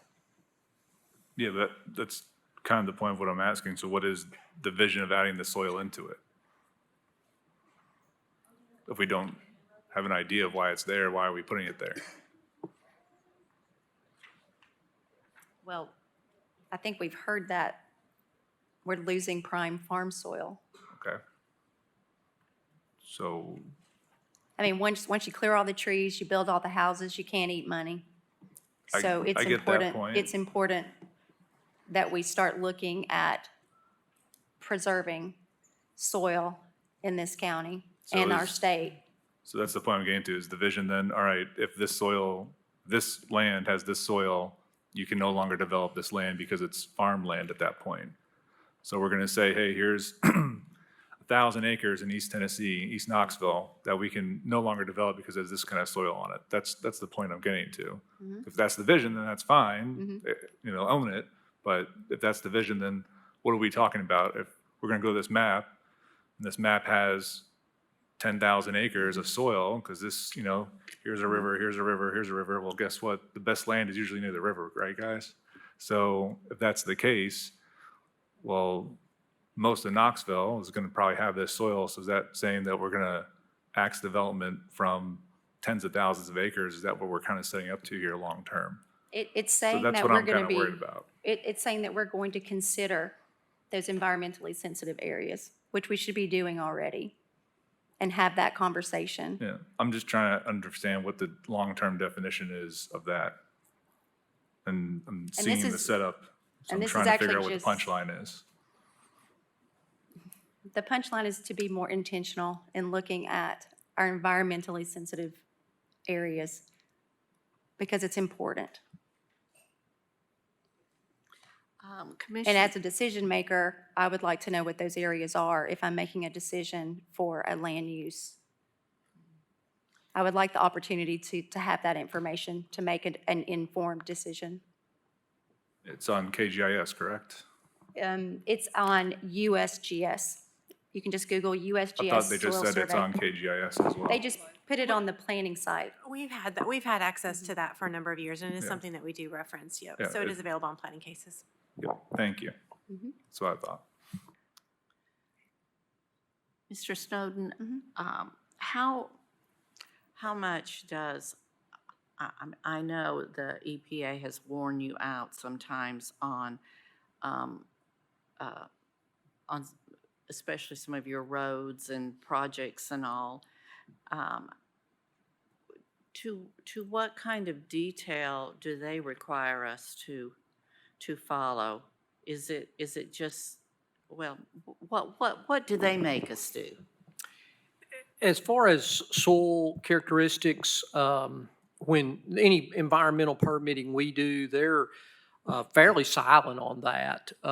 They require obviously that we do, they want to make sure that we don't release sediment off site.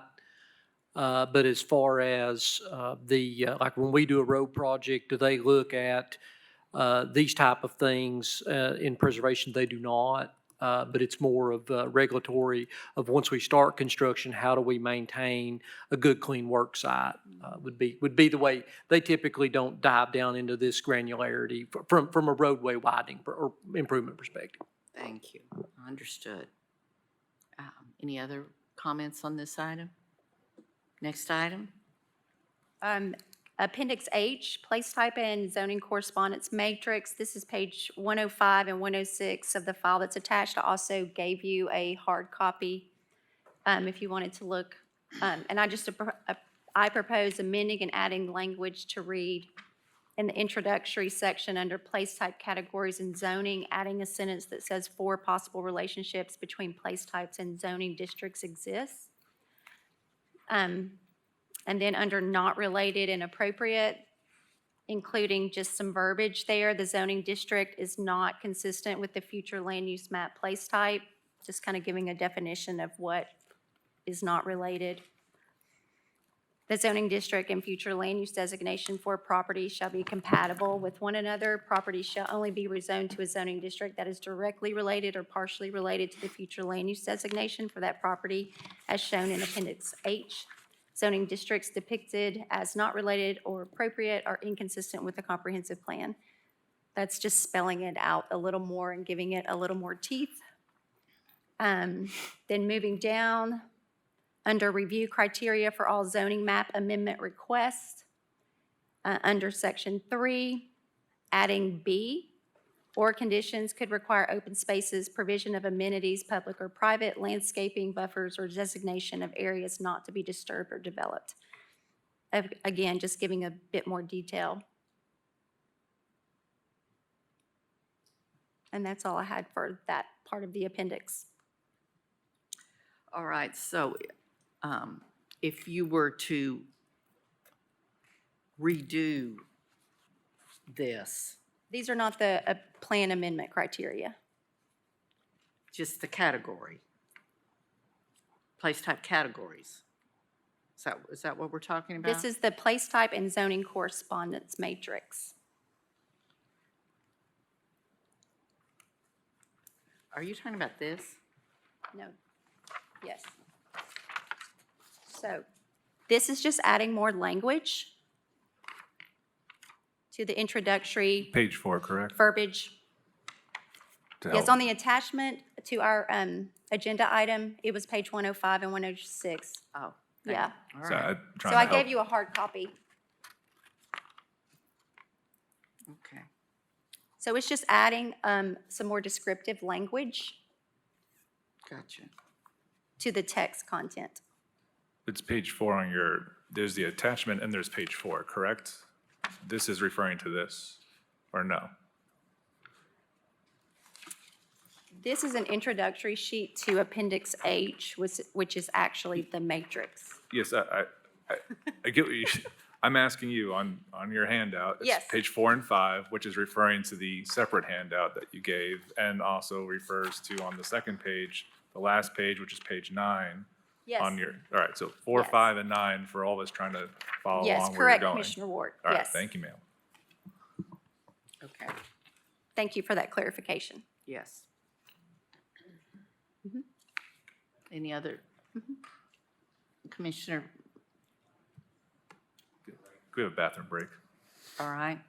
It's 6:53. We'll adjourn until 7:10.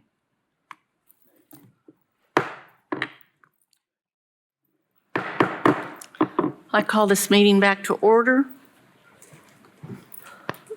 Continuing, let's see, Commissioner Fraser, Yes, Madam Chair, I just have one more item on the text and language amendment suggestions portion, and then we move on to discussion items. Appendix H, is that what you're getting ready to discuss? Yes, there's just Thank you. one more consideration on Appendix H under the text and language. To delete CN and OA from rural living and rural conservation place types.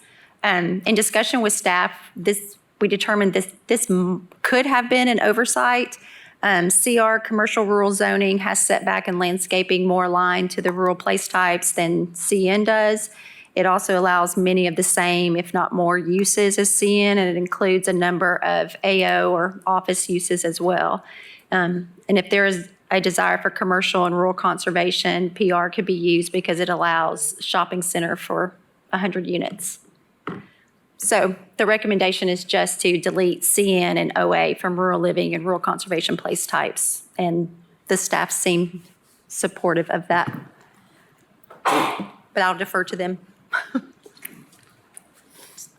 Staff, do you have a comment on that? I do not have any additional comments. We have no issues with the removal of those two districts. Right. All right, and she has moved on, Commissioner Frazier, with a list of discussion items. I apologize. Did you have a comment, Commissioner Daly? Yes, thank you, Madam Chair. I would like to ask the mayor's office, engineering, and planning, out of all these we discussed, if you want to take them one by one, or if you've got the ones that you might have a concern with, I'd like to know if you have a concern and what that concern might be. I think that we could answer as a group, because we pretty much work together on all of our feedback. Maybe we let Commissioner Frazier finish and we can provide input as she continues to talk if you're interested in that. And I appreciate that. Yes, we will get back to that, Commissioner Daly, because I have that same question also. Okay. Commissioner Jay? Thank you, Madam Chair. I had a question for the law department. If this is a policy document, if we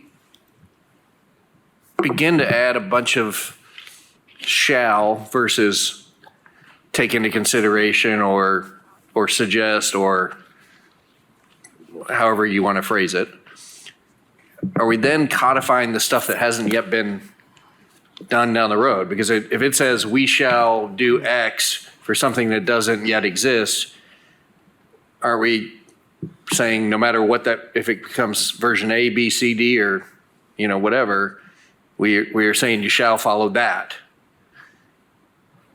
Like, are we committing ourselves to something we don't know yet later? Well, technically you are, but it's not like the thing that you're committing to, you're not going to have a say in. I mean, to the extent that you're asking about, you're committing to something that's in the UDO that you haven't seen yet, the UDO is going to have to come before this body. And so if there's something in the UDO that shall you can't live with, then you fix the UDO. But I mean, every place where you're taking a may or consider and making a shall, you're tying people's hands. It becomes mandatory at that point. And, I let Commissioner Frazier speak for herself, but I think that's the intent, is to take some of the wiggle room out of some of these things and make them more, make them rules rather than suggestions. And I totally understand that. My comment to Commissioner Frazier would be like, it's hard for me sometimes to say shall, which is an absolute, for something that we haven't yet developed, because if that thing that we haven't yet developed turns out to be totally left field, I would have never said shall to something that is so off the charts that, it's just very hard to say 100% committal to something we haven't even yet as a body discussed. But this is, as a policy document, we are committing ourselves to something that we haven't yet figured out. And that's where I get really stuck on some of the, even if I like the broader idea, it devils in the details. That is certainly a valid consideration. Like I said, I would just offer two comments. What I said before, whatever you're relying on that hasn't been developed yet, you are going to have a hand in developing. So it's not like this document's going to come down and you're not going to have any say-so in it. You will. But if something like that were to come down and suddenly your vote for a shall you couldn't live with any longer and the body couldn't live with any longer, this plan is not set in stone either. This plan could be amended. So, nothing that you do is undoable or unfixable. Okay? So I wouldn't get too hung up on that. Okay. Fair point. Thank you. Commissioner Beeler? Thank you, Madam Chair. Yeah, I like that answer, Director Moyers, and that clears a lot of things up for me too. But Commissioner Jay, I assume you're kind of referring to the red language on page 4 of the handout where it talks about zoning districts and certain zones can't be in this place type and can't be rezoned this way if they're in this certain. Those are the shalls that seem to be the most prescriptive. I haven't seen any shalls otherwise that alarmed me very much. I guess my point would be to that is, I mean, this document should inform the UDO. I would hope, or I'm not sure what the purpose of it is. If it's only suggesting things, then I don't know why we couldn't just do the UDO by itself. I would think that there ought to be a few things. I agree with you. We don't need to overkill on the shalls, but I think there does need to be some prescriptive language that informs the UDO. Otherwise, is it really planning, or is it just, we might do this, we might not? Yeah, and I totally hear what you're saying, Commissioner Bueller. I think to Commissioner Moyer's point, or Director Moyer's point, there's so much interpretation. Even if we end up with a final product, it's still going to be interpreted by this legislative body. And that's why I like language that says, for instance, on the first page 58, shall consider. Yes, you can consider it. But when it gets into shall follow X plan, when X plan hasn't been developed, that's where I get a little nervous, because who knows what's going to be in there. So I understand the teeth, but it's like saying I'm going to buy a car, but I don't know what engine's in it yet. So do I really want the car yet? And that's the balancing act, I think. But I think we're on the same page. This certainly is a guidance point. This is our policy as a unified body to say we're heading in this direction. So I hear you. Commissioner Ward. I was in the interpretation or in the impression, I should say, that the UDO is the teeth. I thought this was just kind of the vision guideline of what we're trying to go for.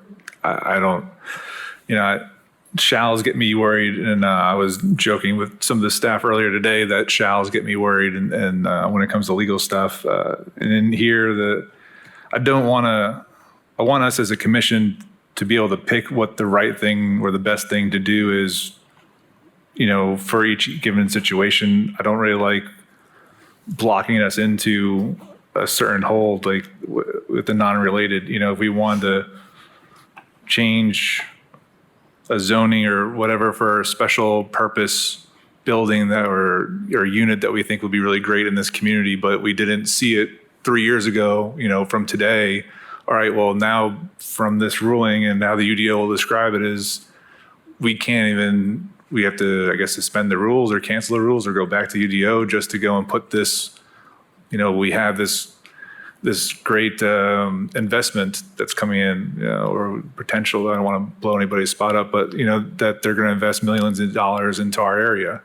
Well, if we need to buy the residential farmland next to it and turn it into industrial, well, that's not what it says in the map, but to get these people to spend $300 million here, we might have to eat up 2 or 3 lots of residential. Are we holding ourselves? I would hate to be in this seat where hey, you can't do that because the commissioners 2 generations before you said made it so that you can't make your judgment now a decade in the future. I'm a little bit concerned about restricting the future people that are going to be in our seats after us. I think giving them the intention of what we wanted at this point, at this screenshot in time was good. Hey, these guys wanted to do this, but I don't think anybody for any of their districts would want to be told from who held our seats 15 years ago that you shall not do that and you can't do this. I think we would like to be, have a board that we can come together and say, hey, 15 years ago that didn't work, but now in 2024 or later in 2030, we can kind of make our own decisions and we're not beholden to something because not for nothing, it took us, 20-something years to get to this point. Mm-hmm. I don't want to I don't want to hold the commissioners 20 years down the road to what we sit here today when all of a sudden there's flying cars and everything else 20 years from now, and we're all living to 200 years because they've done reverse genetics and we have a whole different set of problems in front of us. Or here's the next pandemic where now every time you have a kid, you have 10 kids instead of just one. Who knows what's going to happen. So, but I just want to be mindful that we don't restrict the future us's just for present day snapshot. Commissioner Lee. Thank you, Madam Chair. In my speaking with the staff, is this going to be revised like in 5 years? So. It was supposed to be revised 15 years ago. We never Right. revised it. So just because it's So supposed to be. Right. But I mean, it can be at any time. They can. Yes. Yeah. According to a law director, they can change something if they want to change it. Right. Commissioner Beeler. Thank you, Madam Chair. I do want to ask a question. I may get assassinated by friendly fire if I ask this question, but I've been thinking about it all night. Mr. Moyers, I have an interpretation of the statute question. I know how I read it, but I'm not a retired chancellor. So hasn't the threshold for this process already been met since it has appeared before and been voted on by all three bodies as far as the growth policy plan is concerned? The growth, okay. The growth policy plan has been approved. Correct. Okay? It has been. This is something entirely different. We have been operating, as long as you've been on this commission, as long as I've been around here, we've been operating on a general plan. That's what the zoning code requires us to do. When we adopt zoning, the planning commission is required to come up with a general plan.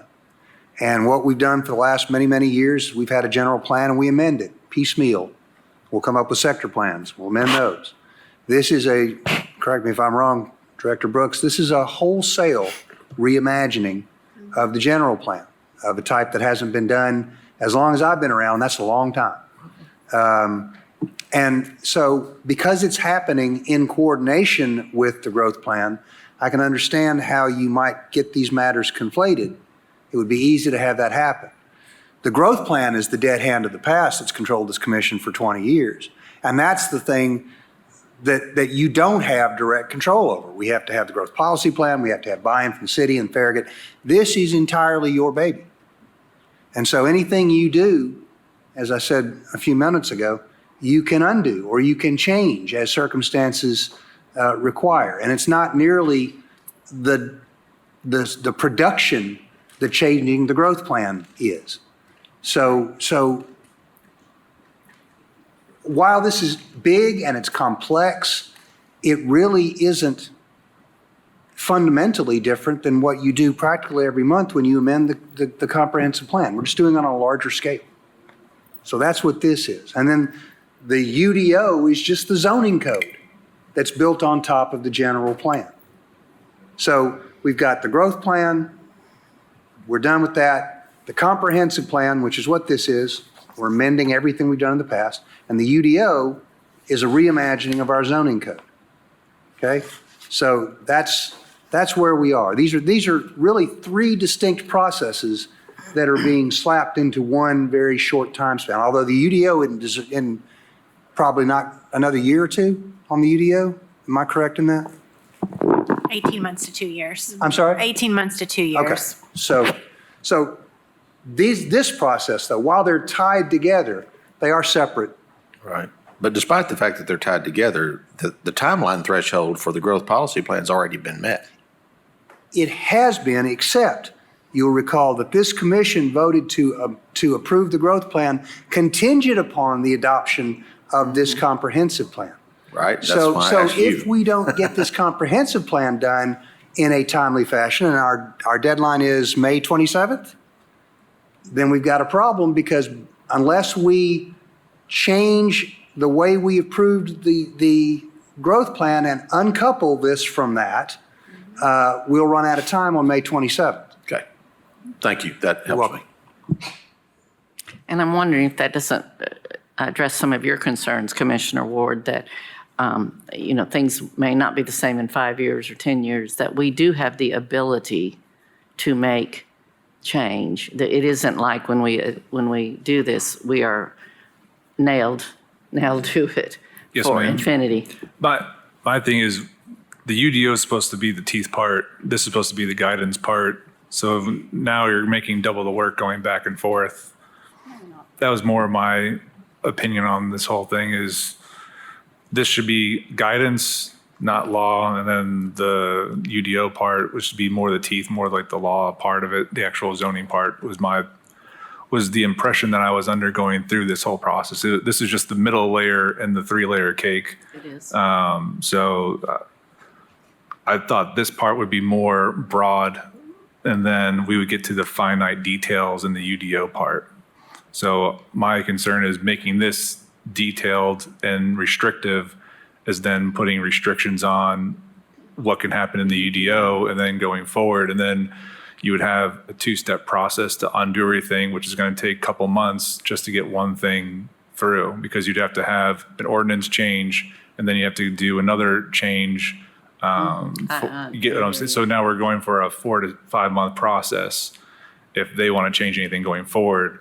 So that was kind of my concern is I would rather see this be broad and intentional in the sense that, hey, this is what we want to see as our future. And then the UDO has all the teeth in the world, as much teeth as you want, go for it. I'm not going to be here. So it's 2 years away from now.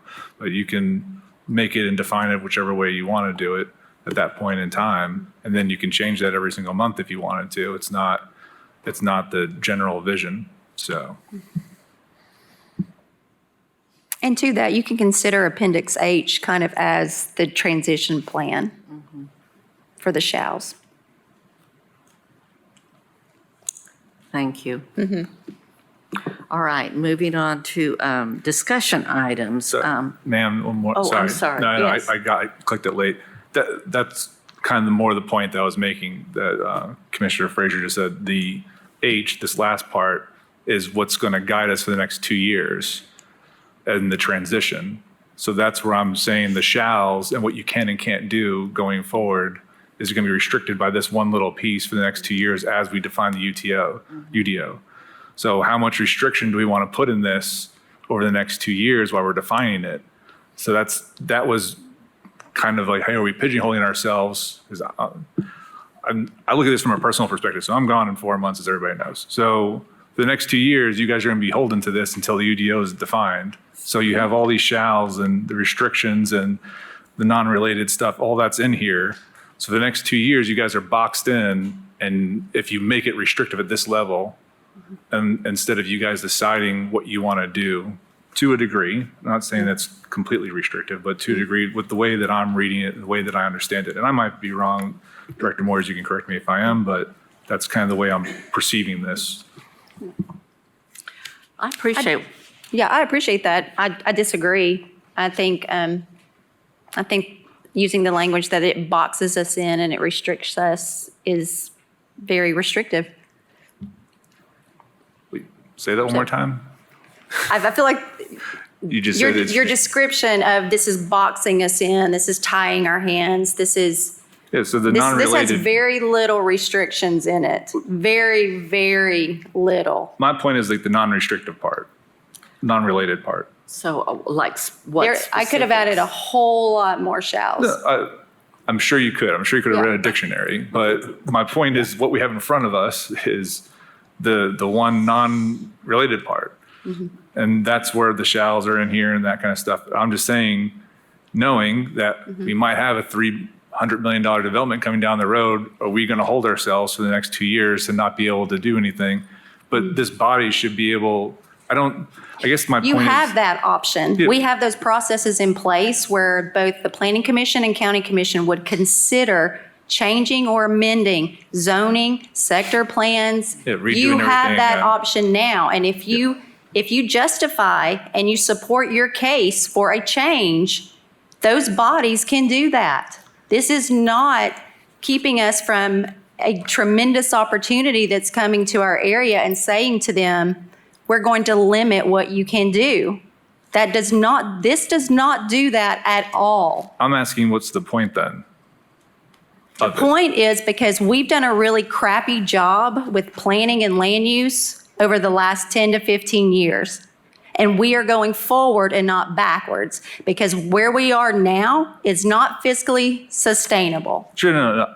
I'm saying, what's the purpose of this one paragraph that you're putting in if you can do it already? And because I trust the members of this board to make the decision. This is what I'm not understanding. Why put this in here when you just answered my Because- question, which is we don't need to adhere to this anyways. Because we have a history of being too loose and too interpretive. But that's your opinion, and It's your opinion as well that we exactly, haven't been. Exactly. So, but we're a member of 11. So I would like to see the 11 make the decision, not me or you. That's why we're having this that's- discussion. Yeah, and that's my point is I trust my 10 other colleagues for you guys to vote when I'm not here to make the best decision for me and my family. I don't want it to be, Commissioner Frazier's opinion or Commissioner Ward's opinion. It should be the body of 11's opinion. So I don't want to put that restriction on you, even though, yes, you can dance around it if you want to dance around it. That's my point that I'm trying to make. What's the point of it? The point of it is, in your opinion, it's too loose, and in my opinion, it's not. And So- hopefully we'll find balance. And the balance is the 11. And I would rather it be to the 11 than you or me. That's my point. Well, representing all districts, I can take into consideration the residents of every district, and I have. So moving on to discussion items. Hold Page on, 54. Hold on. Oh, sorry. I might just suggest, Commissioner Ward, I don't see many absolutes that aren't followed by will consider. I might just ask that perhaps when we come back next week, if you could select those ones that you feel like that absolutely are shalls, that are too restrictive, as opposed to shall consider, because shall consider is pretty loose. Sure. So that's just a suggestion instead of throwing the baby out with the bathwater, maybe. Yeah. Just do the work. Yeah, for me, it's all the shalls. But Just do the work. yeah, And bring it Shall to consider. the table. A shall because consider. it's a guidance form. It's not a restrictive, in my opinion. I think the UDO is the teeth. I think this is guidance. So I think everything should be shall consider. I don't think anything should be shall. Okay. But that's an Bring opinion. those. Would you bring those back then, next week? Sure. Thank you. All right. That's just a recommendation, a suggestion. I can't make anybody do anything. All right, discussion items. Commissioner Frazier. Page 54, to ensure that development is sensitive to existing community character. I just put this in here to specifically discuss urban sprawl. We have policies 3.1, 4.1, 4.3, 6.2, 6.3, all of section 7 and 9. Those all kind of relate to mitigating the fiscal and physical impact of urban sprawl. And I just wanted Director Brooks to kind of speak to those just a little bit and how they do that. Because that's an important issue that has been brought to our attention throughout the process. Okay, Commissioner Frazier. Might not be getting exactly what you are asking me to do, but I will say, I know you had brought up in previous conversations that you were concerned that eliminating urban sprawl wasn't explicitly identified as part of this plan. And what I articulated as the goals of the plan, one of the primary goals of the plan was to chart a different course for the county, one that is aimed at more responsible growth, that's more fiscally conservative, and focuses future growth where we have infrastructure to support that growth. And I would say all of the policies that you just listed out are aimed specifically at that. So how do we do a better job at guiding where growth should go and really considering curbing that urban sprawl going forward? Does that answer your question? It does, thank you. Did anyone have any? Page 57, 5.4 provides site design flexibility for amenities. Just had a question for Director Snowden. The second sentence references the use of a point system, and I was just curious, is there a point system that we are considering, and will it be included in the UDO? There isn't a specific point system, Commissioner Frazier. It is something that the consultant identified that we felt like was reasonable to pursue further, and we'll do so as part of the UDO, and then ultimately bring what our suggestion would be back forth to this body for consideration. Any question? Any other discussion? Next item. Page 59, encourage development practices that conserve and connect natural features and habitat. This is just a question for staff. I'm just wondering, is this an appropriate section to include a new action item that was suggested by the Sierra Club? And I included how that would read. And it reads it would be 7.7, create design standards that encourage connection of natural areas to provide an ecological framework and promote migration for wildlife. Development plan review and approval should look for opportunities to connect open space and natural habitats across developments and consider threatened and endangered wildlife species and wildlife corridors. And if this isn't the appropriate section, is there an appropriate place?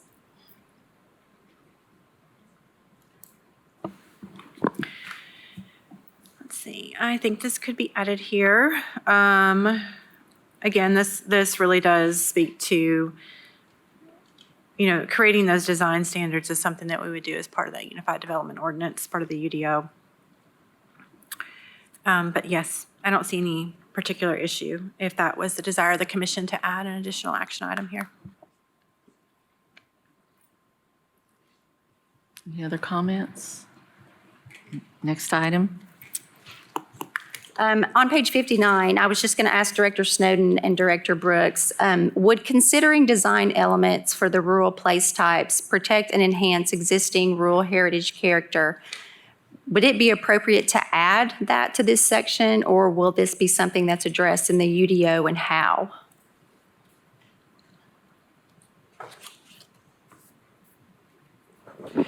I'll speak to the roadway and then let Amy kind of speak to the planning place types. I mean, I do think that as part of the Unified Development Ordinance, we would like to create typical cross sections for roadways that would be approved. I mean, obviously, right now our typical subdivision street is a 26-foot wide curb street. That's probably somewhat out of place in a rural setting, maybe a 20-foot wide street with some ditches and, that serves the community, looks more appropriate, as well as probably saves some money for the for the client. So from the roadway infrastructure, I think I could support a design standard for the rural area specifically. Well, that's good news. Thank you. Commissioner Brooks? Oh, Commissioner. Director Brooks, I saw your light. All right. any This other- one, I'll just add to this one here. So this one does give me a little bit more pause in terms of, what you actually mean about design elements. I think that this is something that definitely would need to have some additional consideration, or, what type of design elements are, what does it mean by heritage character defining elements? We're talking about what kind of fence somebody can put up, what kind of materials they can use on their homes. So I just think that those are things that would need to be further vetted. Okay. That's why it was just a question. Page 63, 13.1, collaboratively identify barriers to students being able to walk or bike to school in specific areas. This was a question for Director Snowden. Can we require the installation of sidewalks in the PRZ zone prior to construction?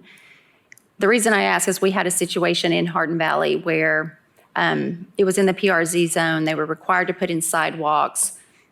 They built out completely the development and then decided to work on the sidewalks, and the utilities underground would not prevented those sidewalks to be installed.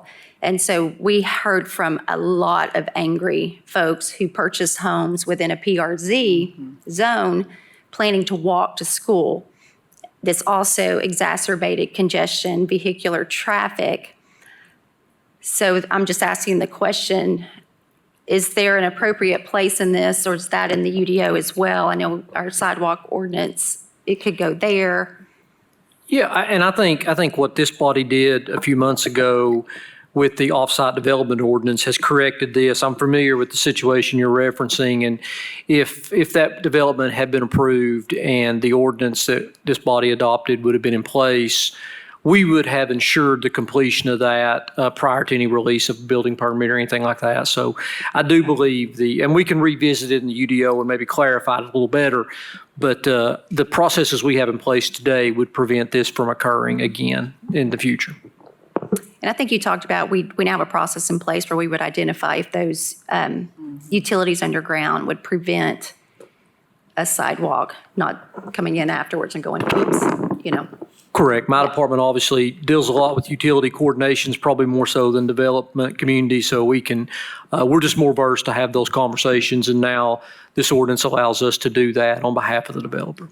Thank you, Director Snowden. Yeah, that's wonderful. Yeah, page 67, 19.3, just where it talks about Knox County School could provide land open to the community. This is just something I was hoping that you could explain to me, how is this being done now? I know we have do we have an MOU, or how are those properties? I spoke with Joe Mack earlier. We no longer have MOUs in place with Knox County Schools. We do use Knox County Schools for basketball, so we have a working relationship with them. And then also some of the high schools use our county parks currently. Thank you. Again, if y'all have questions, jump in. This would, a community school, which is Dogwood, New Hopewell, and where's my other one? I got three. Well, anyway, they're open for the community to go in, use the playgrounds. Is that what you're talking about? Is opening up more as Yeah, the fields, just any of the facilities within the schools, on the school grounds. I'm just wondering, is that what we're talking about? Are we talking about fields, playgrounds? When it says could provide land open to the community? It's page 67, 19.3. Well, I like the idea of the kids playing on a playground, but you got to remember, parents are, PTA is responsible for equipment, and that's $100,000, and the more you play, the more you wear it out, so. I do think that this would be up to the school system, because currently it is a principal by principal, school by school decision. So we can ask them to give some feedback on that too. And I concur with Commissioner Daly. I like the idea of those, their properties being open to the community. Sometimes they just sit empty during periods, so. All right, then we get into page 72. Hold on. I'm sorry. Commissioner Schoonmaker? Thank you, Madam Chair. The only thing I could see from Knox County Schools pushback would be from the high schools, where you have booster clubs that have invested heavily in maintaining soccer fields, or the football programs, practice fields, to allow the public to go on those, and the potential of those being damaged by the public would not go over very well, particularly if the booster clubs are spending their resources to maintain those facilities for those specific sports. So, and you've got the risk management factor too. If someone gets hurt messing around with the sleds or something from the football team. I will add to that also, just from prior experience, that it would be nice to think that we could leave all these facilities open and people would come in and do the right thing. And unfortunately, they don't. And we had some pretty serious situations with playgrounds that we tried to keep open that were used after hours for not very good things. And then, they would just be trashed the next morning. It makes so much sense, and I agree, it would be wonderful. But the school does maintain that liability as far as having to come in and fix it. So I do appreciate, I don't like it, but I do appreciate why those have to be restricted. Sure. Thank y'all for those comments. We get into page 72. This is additional implementation actions. And I do think this is where we want to strengthen the criteria for amending the plan. The goal of updating the comp plan was to identify where we can and should grow while preserving our rural character. And we have put a lot of effort in doing just that. So amending the plan going forward should be a rarity and not a norm. So I asked for suggestions to strengthen the criteria, and the county was kind enough to take those that question back to the consultants, who said that they proposed criteria for a plan update. The proposed criteria for a plan update was strong comparatively with other clients that they had worked with. They did recommend to change the introductory text to if an obvious or significant error or omission in the plan, or if 2 or more criteria apply, it may be appropriate to update the plan. Furthermore, it was recommended by the consultant and the staff to Planning Commission to reduce the frequency of hearings for plan updates annually. So you have an error in your copy, in your handout. The staff recommended quarterly to Planning Commission, and Planning Commission passed it there. So I just want to bring this up for discussion. Again, I reached out to several different planning commissioners, planning professionals, advocacy groups as well for their insight. And what you have is what they suggested in my attempt to kind of put it all together in a fairly simple form. So this is one suggestion for consideration, is just replacing the criteria with the following. And you can kind of read through those. Another option is consider keeping the criteria for the plan update as presented, but change back to the original language suggested by the consultant and the staff to read, if an obvious or significant error or omission in the plan, or if 2 or more criteria apply, it may be appropriate to update the plan. And in coordination with that, amend the frequency of plan amendments to possibly semi-annually or annually. So those are things to consider. I don't know if you want to discuss them, if you want to look at them. I tried to include the current amendment criteria for the plans under number 1, whether one of the following situations exists. The blue language is what is in the criteria currently.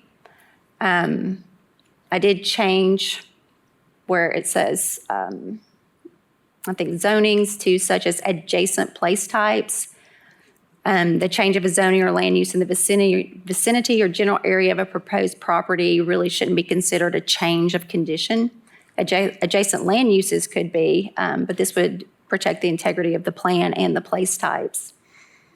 And then in D, the proposed changes support the policies. I just wanted to point out that the policies are referencing those 23 policies on page 50. And so this gives staff and decision-making bodies the ability to refer to those policies and include them in their justification for support or denial. And then you just get into whether the land use amendment request is compatible with the surrounding future land uses as identified in the flume, whether the land use amendment request can be served by existing transportation facilities and other infrastructure and services such as school, water, and sewer, whether the land use amendment request negatively impacts environmentally sensitive areas identified by planning, whether the plan amendment request respects clear and sharp distinctions made in the plan between suburban and rural place types and therefore will protect rural character, whether the land use amendment request does not conflict. Staff and I, we talked about this one and deleting it and including the original text back up in 1D, because this also addresses the 23 policies on page 50. And then the question for Director Snowden, in this criteria, is it appropriate to include any more specifics regarding roads? So that's kind of where we are. And that criteria, we really try to just go into more specifics. where anyone can pick up the comprehensive plan and understand the criteria to amend. So I'm sure that you all have comments, discussion, thoughts, feelings. I would like to hear planning committee staff thoughts on this. And what I think I hear you asking for is to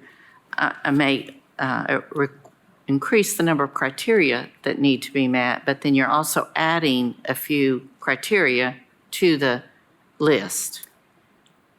You know, it's really up to the body. I mean, I'm just kind of throwing this out there and saying, these are things that I feel would be good policy. You can like one or all or pieces. You might like the idea of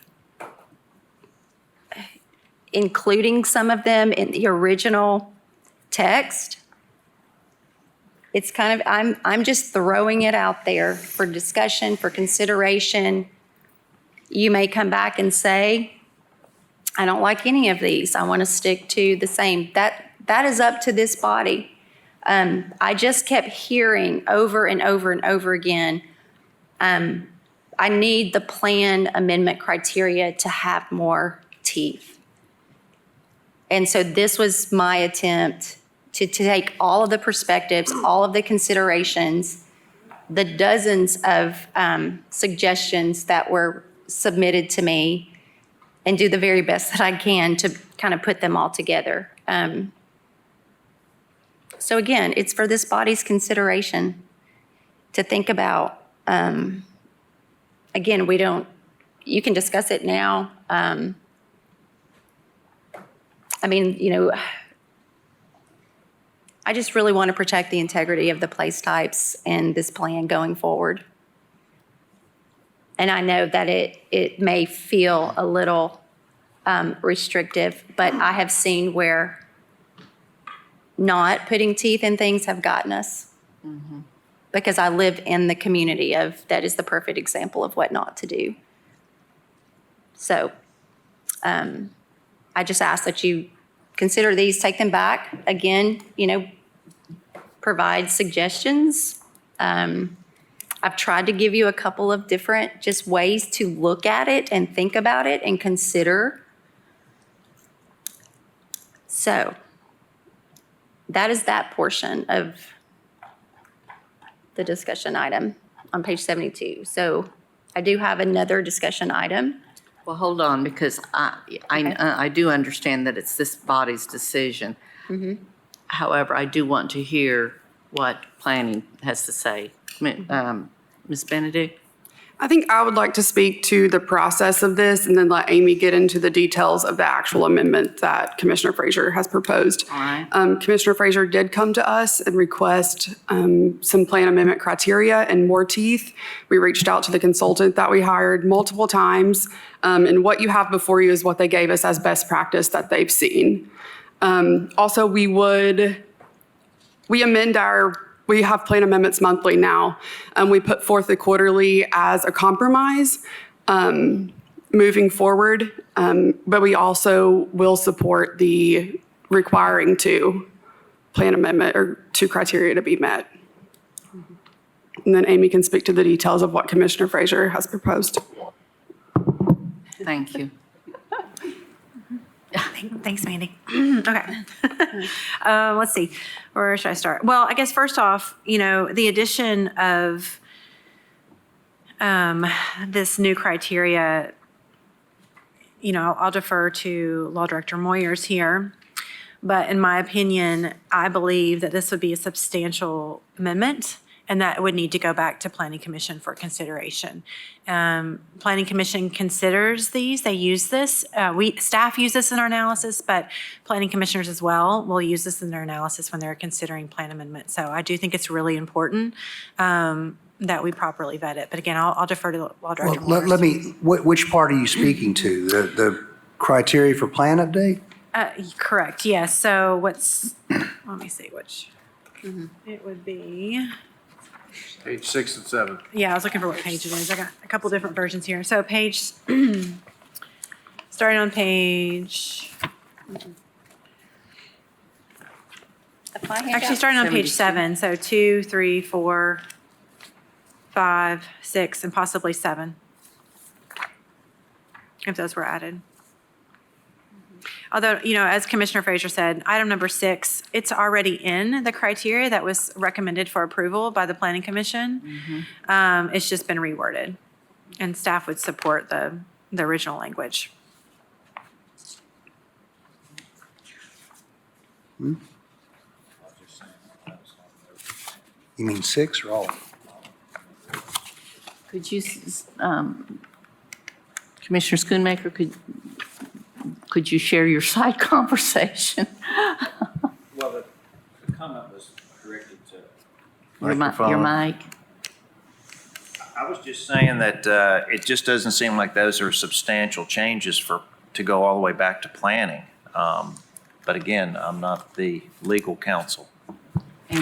Director Brooks. Hold on. Before you address that, excuse me, I have overlooked you, Commissioner Durant. Are you wanting to speak to this specifically?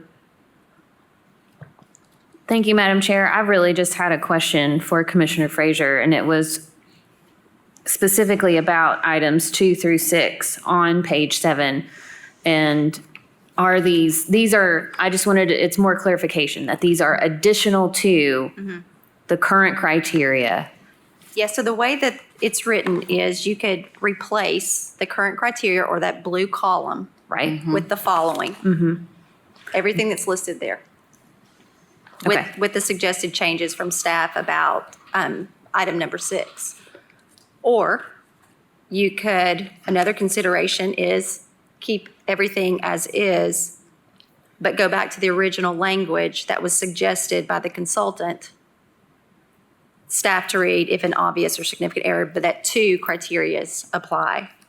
And then also consider updating the frequency of plan amendments. Currently now, it's quarterly. Thank you. So again, these are all just I just, again, tried to put it all out there. Okay, so Director Brooks, what you're telling me is that, and this is the first time tonight's the first time I've seen these, that 2, 3, 4, and 5, and perhaps 6 were things that were never considered by the Planning Commission when they took this up, or by staff?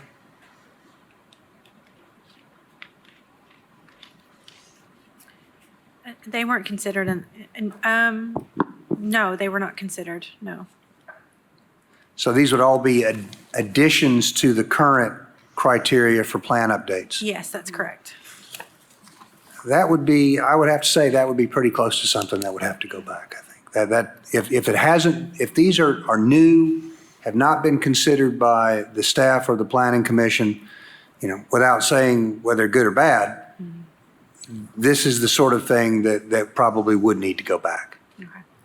And I would also, if the commission was interested in pursuing these additional criteria, I think that we would need some additional guidance provided from the policy level on items 4 and 5 as relates to negative impacts, whether the land use amendment request negatively impacts environmental sensitive areas. How do you define negatively impact? What is the scale of that? And then number 5 would be the same concern, respects clear and sharp distinctions. Again, we need additional guidance and just clarification on what's meant by clear and sharp distinctions.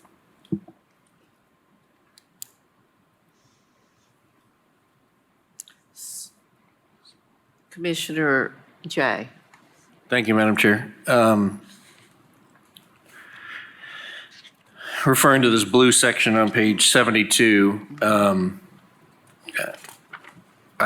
hearing the team, staff, et cetera, say that requiring 2 of those criteria is something you all felt was appropriate, correct? Okay. I would agree with that as well. I think the one section I have here on your page 6, Commissioner Frazier, is the annual quarterly seems more appropriate. Imagine if you have some issue and you have to wait a whole year to bring it up. Maybe there's an amendment, or maybe there's an omission, or there's an error in the plan, and you gotta literally sit there for a year as a property owner. I just think I think quarterly makes more sense from this, so that we can handle the requests. So why make people sit there for a year on their potential? So I would suggest keeping the language as is, amending it to 2 criteria and making it quarterly. So that would just be my feedback. And Director Brooks, you can speak to that.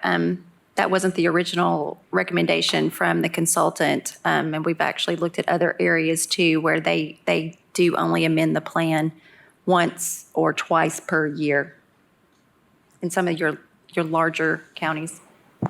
I'm happy to speak to it because I am the one that pushed back on it. Yep. I believe that the consultants did bring us annually, but also we are moving from a monthly amendment process. And I think at least in the first 5 years of implementing this plan, that quarterly is a fair compromise. I would agree And I'll with that. add to that, the discussion at Planning Commission and at their work session was possibly a balance of quarterly for year 1 and 2, and then revisiting after. And just a reminder too, this is the mayor's plan. I mean, we're just trying to be good stewards of it, but I do want to be respectful and mindful of that as well. This is his plan. Commissioner Jay. Thank you, Madam Chair.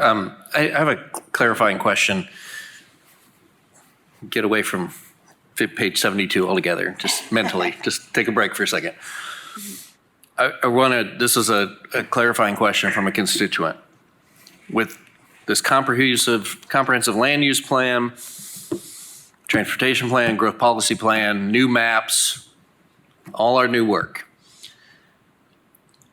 none of that will, the zoning that is currently with properties today will stay with those big properties and be reflected in those maps. That is correct. Because remember, we had this issue before where somebody said, hey, I'm about to develop X, and the sector plan said, ooh, wouldn't it be great for this to be a park? But it wasn't zoned a park, it was zoned a commercial. And I just want to be very clear that as your land is zoned today, when all of this goes into place, your land will be reflected on the maps and will stay that zoning, and it will not change. That is correct. Yes. Thank you.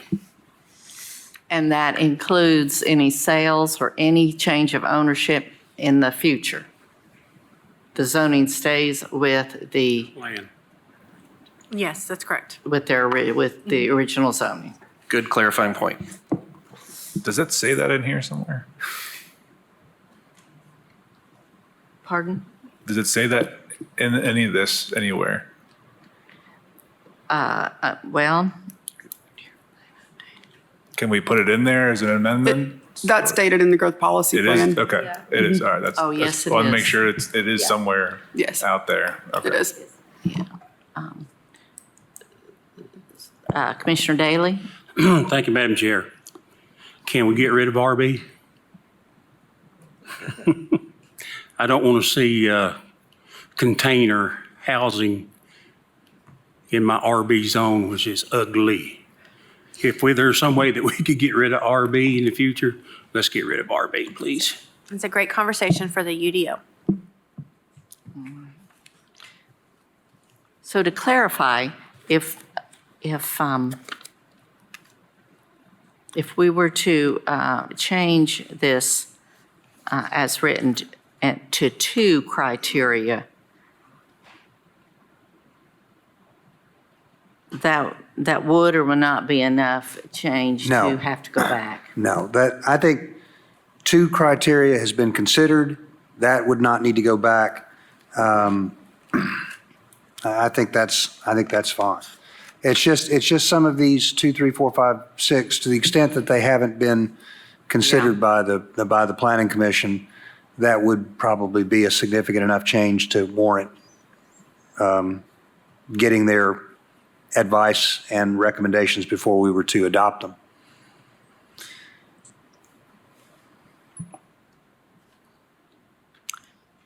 Commissioner Beeler? Thank you, Madam Chair. I just kind of wanted to get into the queue here because I have a couple of potential amendments to the place type map, and others probably do as well. One I can show you tonight, the other I can't show you yet because I want to meet with staff on it before I actually decide what I'm asking for. Just wanted to say that. Thank you. Commissioner Thank you. Frazier Yeah. still has the floor. I appreciate that, Commissioner Beeler. Commissioner Frazier? Oh, thank you. Let's see, I just have one more discussion item. I know y'all are happy. These are the place types. So the comprehensive plan is where we focus on zonings appropriate within the place types in accordance with the growth policy plan land use designations. And the place types are where we should think about lifestyles of the residents, the character of a community, and supportive infrastructure. The question to consider, in my opinion, is what do we envision this area to look and feel like? For instance, when you think of and envision rural living, do you envision unified subdivisions? And unified subdivisions, I'm referring to those subdivisions with the same builder, 12 or so floor plans on specific size lots. Or when you think of rural living, do you envision individual custom homes on various sized lots? So as you consider place types, I would just ask that you, kind of decide, do you envision unified developments in the rural place types, or do you want developments to be more organic in nature?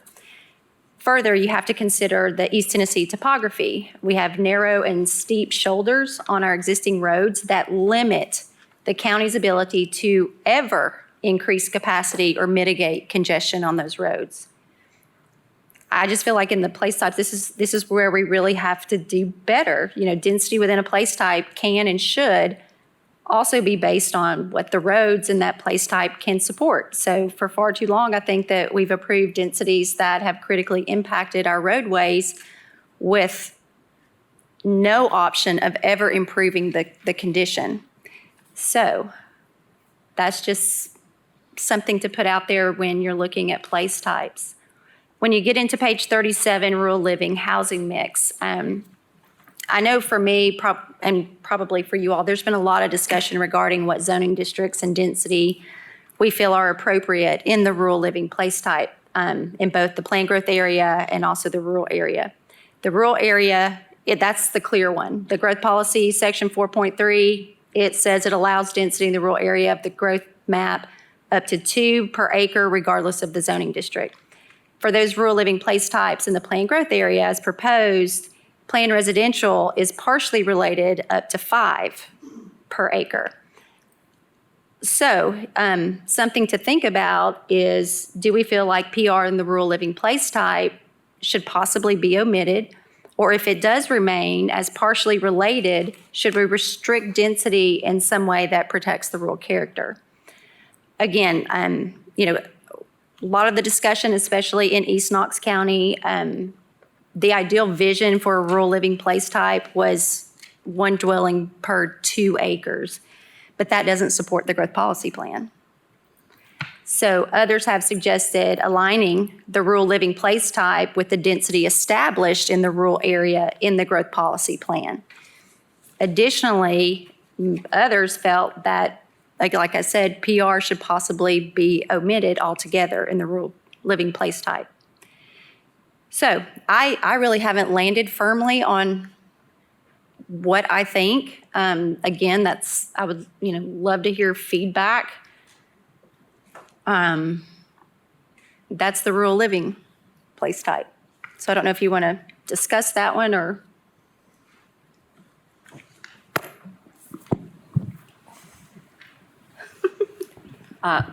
Commissioner Jay. Thank you, Madam Chair. I guess I'm confused. I thought we spent a significant amount of time with the growth policy plan designated that rural would go from 3 units an acre to 2 units an acre. That is in the growth policy map of the rural area. Right. These are the place types. Okay, but You have various place types in those land use designations of the growth policy plan. But I guess what I'm trying to, you're suggesting getting rid of some place types so it's even No. less than 2. No, there was, you could consider omitting, if you would turn to your matrix, this might help a little. To the left, you've got all of the place types. Across the top are all of our existing zoning districts or zoning ordinances. So like I said earlier, you could actually use this matrix kind of as a transition until we get the UDO completed. And you'll see that in the rural living place type, what zonings are allowed. Right now, there's PR, planned residential, up to 2, PR, planned residential, 2 to 5. That is partially related. And we just went over earlier what partially related meant. And the different, like the square is directly related, 0, the O is partially related, and then others are appropriate in all zones. So that's why those are highlighted yellow in the copy that I gave you to denote a question like, what do we think is appropriate there? You'll also see that the column of PR planned residential zone, it read 1 to 2, and the orange denotes a proposed change of PR 0 to 2 if this body decides to leave PR in the rural living place type. How can you have 0 units an acre? Well, because you could come in at like 0.3 Oh. per acre. If you say 1 to 2, you're eliminating anything 1 and below. Doesn't that offer us less tools to work with? I mean, I thought the whole point of PR was to give us more options to look at different developments and determine what was appropriate, what was between this and that and the other. It seems to limit us even more and more and more. Again, it But goes is back- that the point? Is the point you're saying in rural living and rural conservation, That's where, no one should ever build more than 1 every 5 acres or something? and that's where I'm asking, I think as commissioners, you have to decide how do you envision rural living? Do you envision it with unified subdivisions, 1 builder, 12 different floor plans? Or do you envision rural living to be individual, more custom homes on different size lots? That's what you really have to determine in your thought process before you kind of can determine what you feel is appropriate zoning in those place types.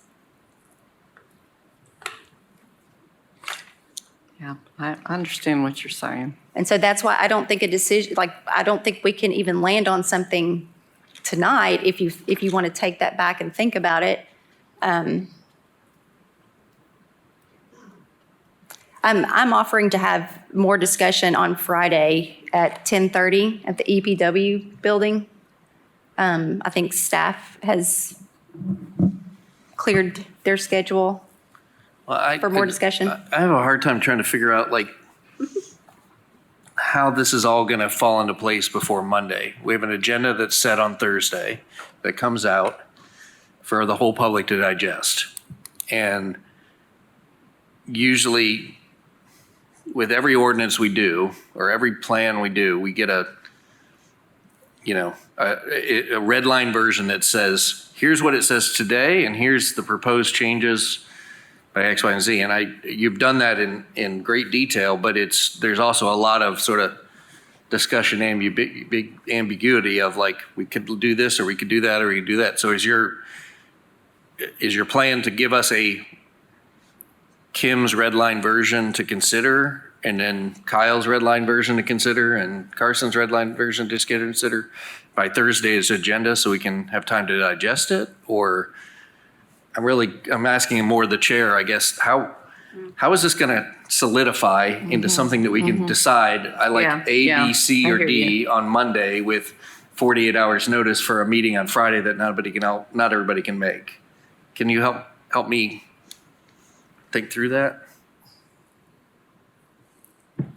Well, I can address as far as the Friday meeting, that this is something that is just open and available if you'd like to come and discuss more about this. It's just another opportunity to do it in probably a little bit more casual environment. I hear you loud and clear, your concern about the time crunch that we're under. I might suggest that every commissioner use what I've given you as kind of a starting point. I would Go back agree. and look at those sections and the page, the page numbers, if you agree or disagree. If you have suggestions for different language, propose that. Director Benedict, do you have a suggestion? All right, and we. Again, I guess I'm trying to say, I don't want this to be, like Commissioner Ward said, I don't want this to be a Kim plan. I want input and feedback from the body, and I've tried very hard to just give everyone kind of a starting place with considerations.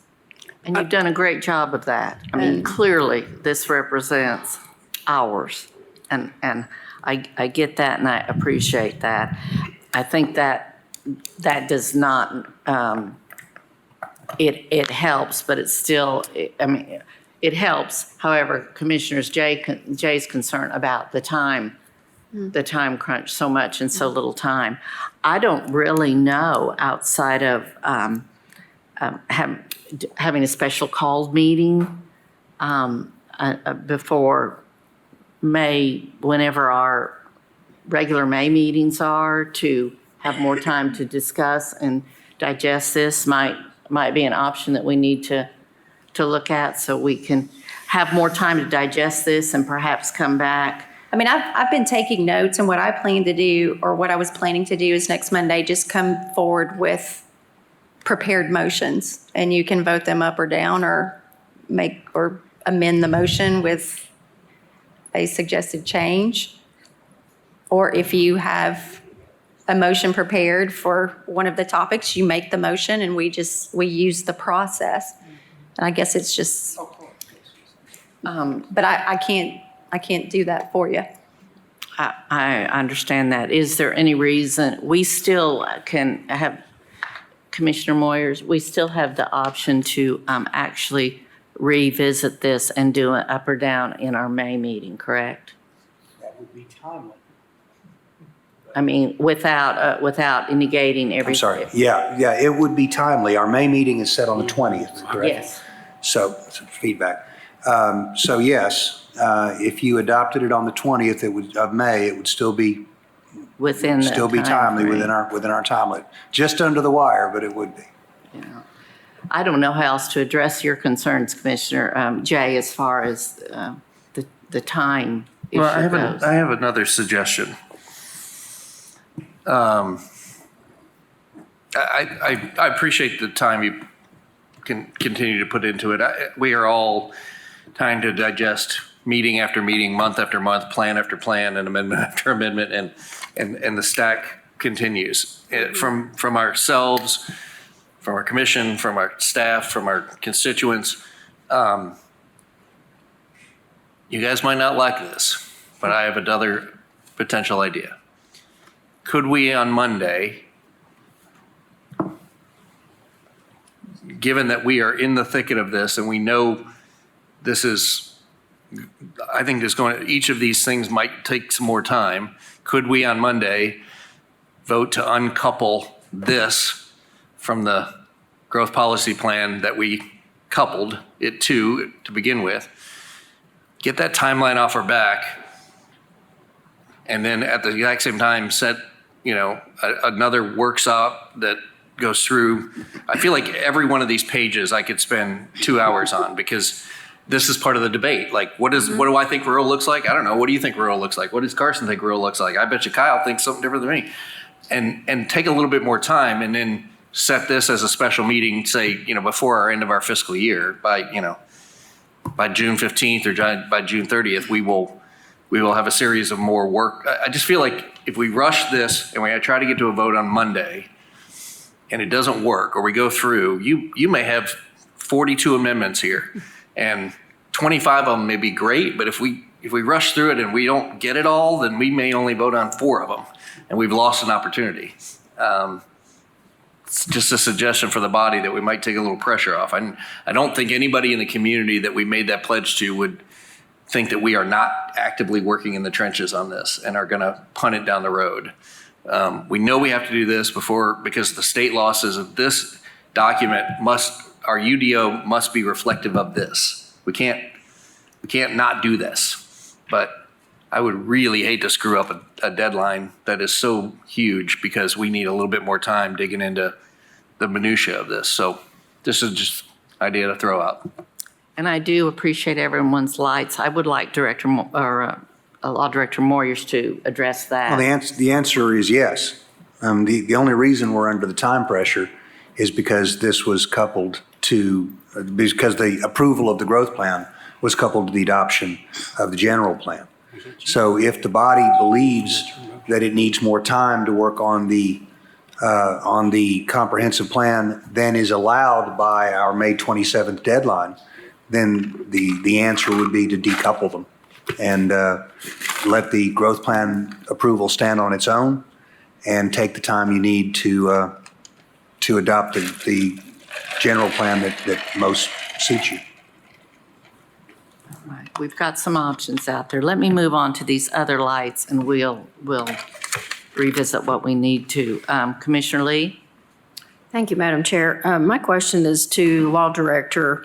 What are the consequences if we didn't do this by the deadline? If we don't get this approved by the deadline? Yes. The consequence, as the resolution currently stands, is if we have not adopted this by May 27th, then effectively we have not approved the growth plan and everything we've done for the last 2 years kind of goes down the drain. So that would not be the best of options, I think.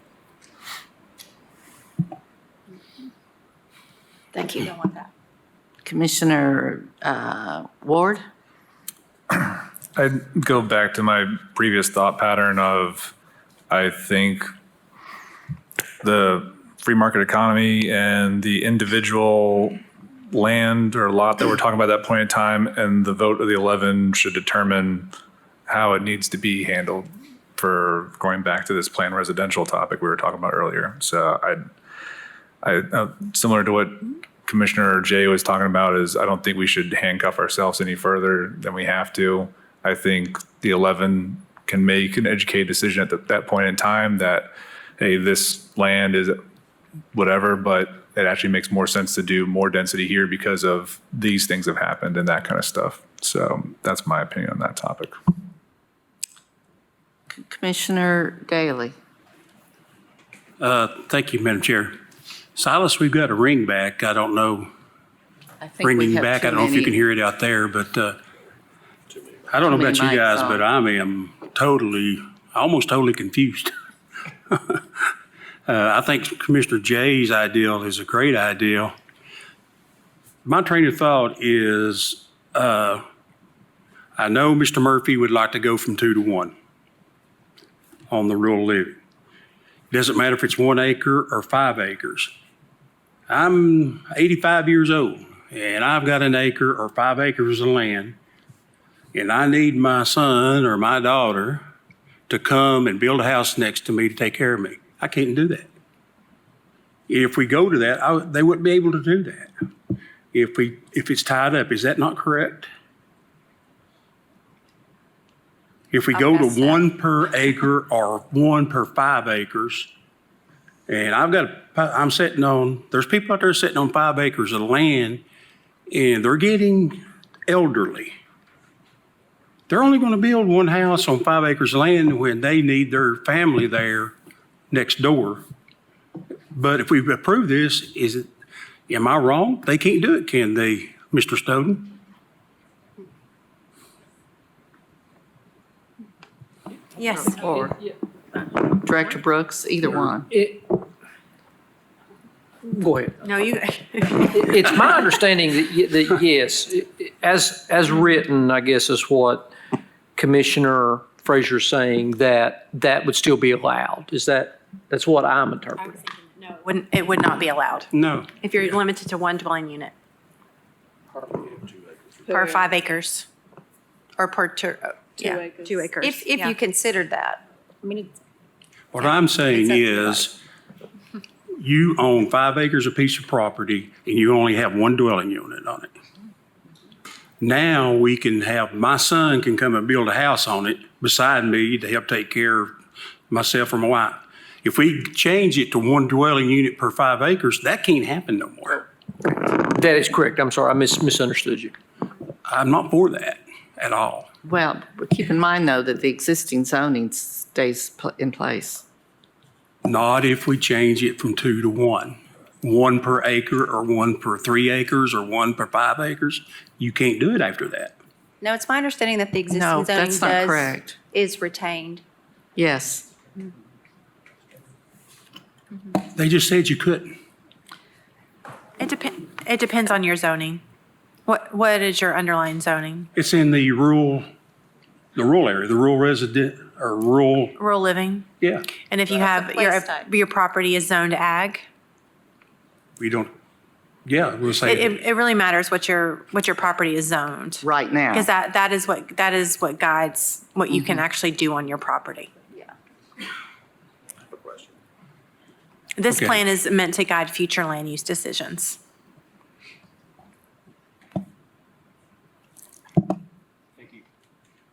Commissioner Beeler?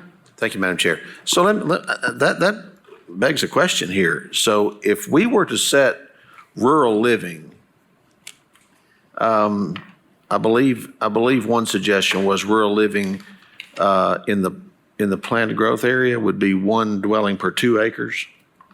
Am I right about that? Okay. And let's say the zoning of the property is ag. Would the rural living supersede the ag? Then in what situation would something be zoned in a way that it would only be 1 per 2 acres? Well, the ag and rural living is directly related. When this comes into play is when someone requests a change to their zoning. A change. A I see. change, yes. Okay, so existing ag parcels, even if they were designated rural living, Yes. the minimum would be 1 per acre. That's correct. Okay, that clarifies. Thank you for that. May I Yes. say one more thing? Please, please. So I appreciate the suggestion by Commissioner Jay because I'm in total agreement that I can't see a way forward to pass this Monday. I really wish we could get it done by May. I would want a hard deadline on it, even if it's June or whenever it is. And I think you suggested, Commissioner Jay, by the end of the fiscal year. I think we worked very hard legislatively on this to couple these together because our constituents, mine in particular, were very concerned about that. So I'm not going to break my commitment to them to keep them coupled together without hearing from them or without, at a minimum, a June deadline. So just wanted to put that out there. Commissioner Durrett?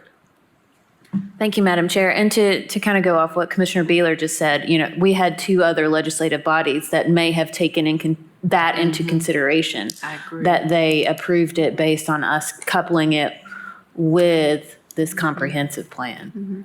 So that's just also something to think about. And my intent was not to hold up the process at all. And Commissioner Frey, I don't think anyone feels that way, but, Just wanna clarify. it's just that looming deadline. Yes, I know. Commissioner Frazier, or I just had a Commissioner question. Jay. Thank you. I just had a question for Commissioner Beeler. I mean, do you feel like your constituents felt like we would never do it? And that was the most important thing, that you would actually complete the job versus, I mean, do you think that the deadline of what we're under for the other half was really under consideration, or did they think we would just punt this? I think they wanted some assurance that we would not have a growth policy plan amendment in place with no guardrails with no guardrails from an updated comprehensive plan for an undetermined amount of time. Yeah. And so, you know, and that really gave them some peace of mind when we coupled them together. Again, I don't want to,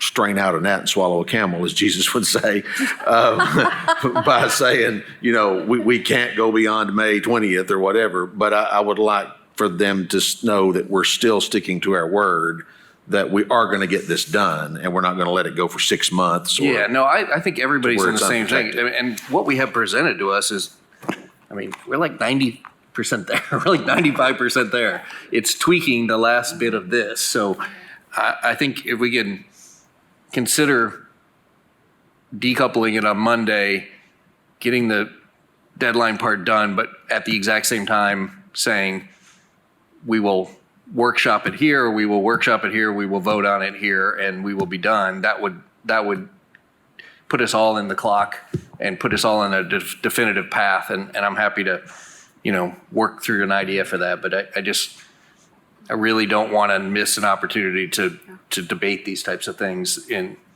because we're just under the gun. If it gets us a better product, I think it's worth it. I think our constituents would even appreciate that.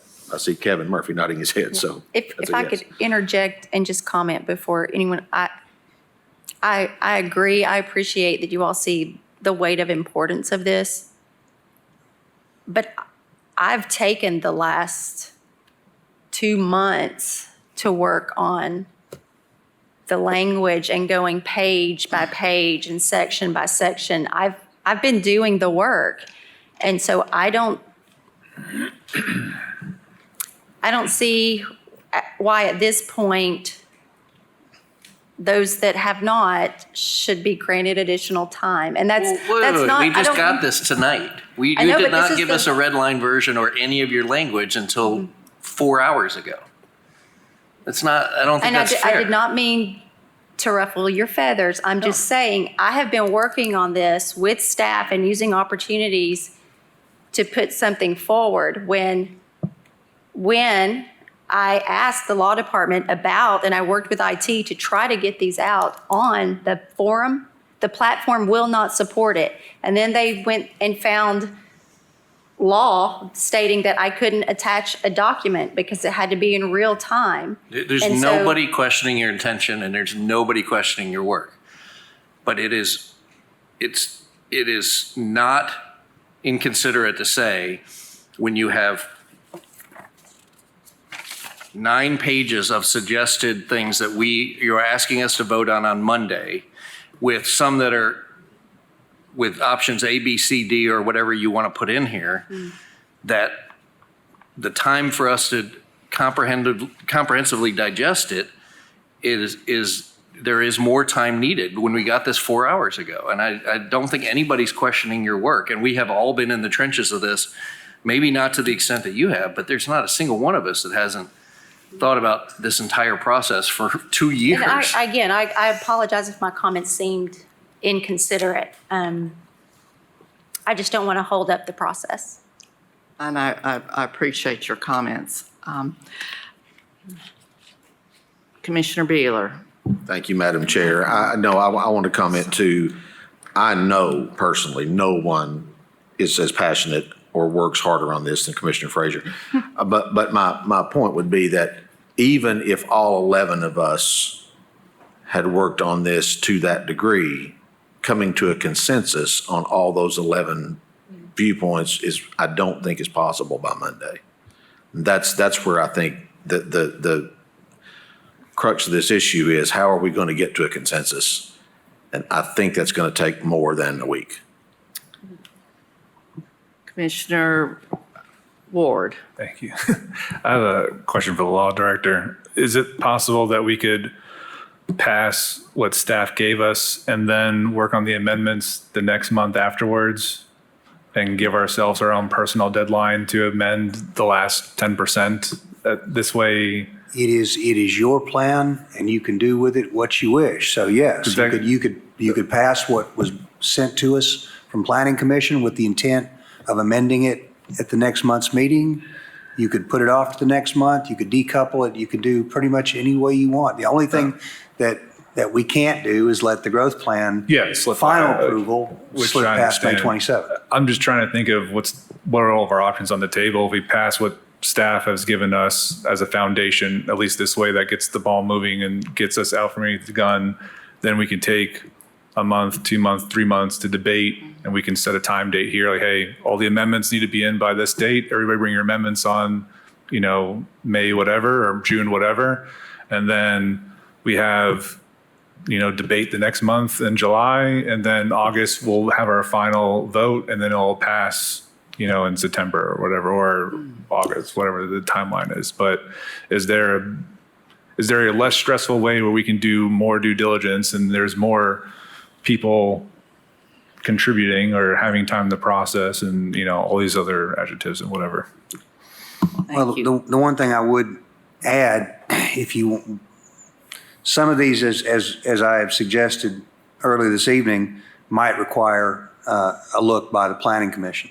So, we want to be mindful that we need to look at them each in turn and make that determination, and hopefully have enough time that we can send the ones that are problematic back to Planning Commission for their advice, so that, we can pass these in a manner that is consistent with the law. Because the last thing we want is to pass them without doing that and then getting them overturned by a court because we didn't have that done. I think that kind of gives us two different avenues too, because if these need to go back to planning, then all right, that's on this track here. And if there's ones that we all agree on, because Kim, you've done an amazing job, and I don't think anybody ever doubts the amount of effort and work you put into this. There's things in here I definitely agree with. I don't think anybody will have a problem with and would pass easily. So can we package those together and put them on the fast track to amendments, and then the stuff that needs to take a little bit longer, process them at a little bit different speed? This way we get out from underneath the gun, the people get what they want, there is a plan in place, and then we can fast track the ones we all agree on quick, and then the ones that we don't agree on, we can take an extra month to 2 months and get those ironed out. And they're not, there's not it allows a better process in my opinion. That's just my opinion. All right, I'm going to call on Commissioner Durrett, and then after, there's two things I'd like to suggest before we have any more discussion on this after Commissioner Durrett speaks. I would personally like to hear from Mayor Williams, who has sat out here and listened, and certainly, has a say, or perhaps not, in this. I have real concerns about a commitment that we made, and a deadline that we set, and then for whatever reason, good or bad, I'm just saying, and took it to 2 other bodies, and then do not adhere to what we essentially promised that we would do. But that's my opinion. So we've got a lot of suggestions out there. Commissioner Durrett, if you'd make your comments. Mayor Williams, if you would like to or not, you're welcome to come to the podium. And then I might just call for I can't call for the question because we currently have a motion and a second on the floor. All right, let me think about this. Commissioner Durrett, please go ahead and address your comments. Thank you, Madam Chair. I have a question for Director Moyers. So what would be the voting process? Like, we haven't really outlined that. So, we have 9 pages of amendments. Let's say we all agree to 70% of them. Do we vote on them individually? Can we do them as those 70% that we're all like, yeah, these are great, and then do the remaining ones individually? Like, how would the voting work? There's any number of ways you could do it. I mean, you could vote them all up or down. You could vote on each of them individually, which would take a while. One thing that you could consider is handling them the way we handle our consent agenda, and put them on the floor in toto, and then allow commissioners to remove them, any individual ones that are problematic, vote on what's left, and then debate the ones that have been removed from the main motion. That would be a way to approach it. And that way you could potentially get a bunch of them off the table at once and just be left with the ones that people have issues with. And those could be voted on, debated and voted on Monday, or they could be delayed until another meeting. So that would be what I would suggest, because I think that would be the most efficient way to handle it. Not everything that's on here is going to cause people a problem. And so the best way to do it is look at it and say, okay, who's got a problem with this, and pull them off and deal with them separately. Thank you for that, Director Moyers. And to go off what Madam Chair Hill was just saying, we did make this original commitment that these two pass together. And I know we're about to hear from Mayor Williams. Thank you, Mayor, for being here. We appreciate it. I just want to remind my colleagues that, we do have another month. And if we were to postpone to May, and in this 30-day timeframe, we still are at an impasse with what to do at that moment. Since we will be approaching the deadline, we could potentially decouple then, but I don't think we would need to. I don't think that these things that would give us more time to go through these, say what we like, what we don't, follow Director Moyer's advice, have them on there. We pull the ones we feel like we are just dead set we need to discuss, and then go from there. And I think we can do this by May. Next Monday, that's kind of a long shot. But that's how I feel that we can actually get this done and still keep to the deadline and still keep to our commitment of keeping these together. Just thoughts. Thank you. Mayor Williams, thank you for stepping forward. I need to ask you to say your name and county residence. Yeah, Mayor Ron Williams, Town of Farragut. I have listened to great discussion here with everything that Commissioner Frazier had to say, and particularly with what Commissioner Durrett just said. With the Town of Farragut, we just had one thing to look at, and that was it, and that was growth policy plan.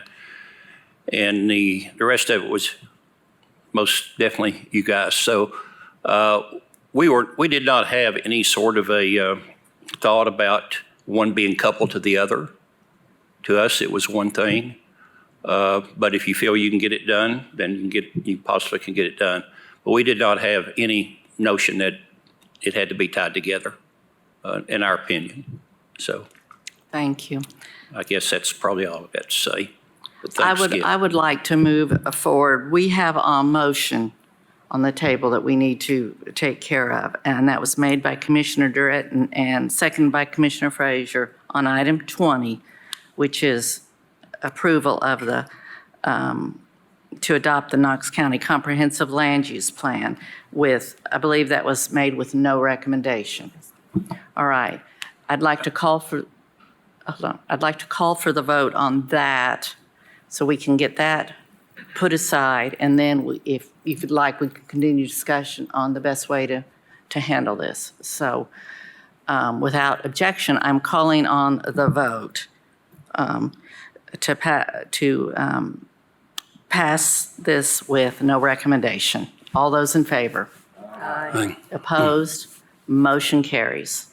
All right, now, it appears the discussion circles around if we want to extend our deadline, when we want to extend it to, and perhaps consideration of a special called workshop between now and whenever we do this again. So I've heard several recommendations and suggestions. I'm asking if anyone would like to make a motion.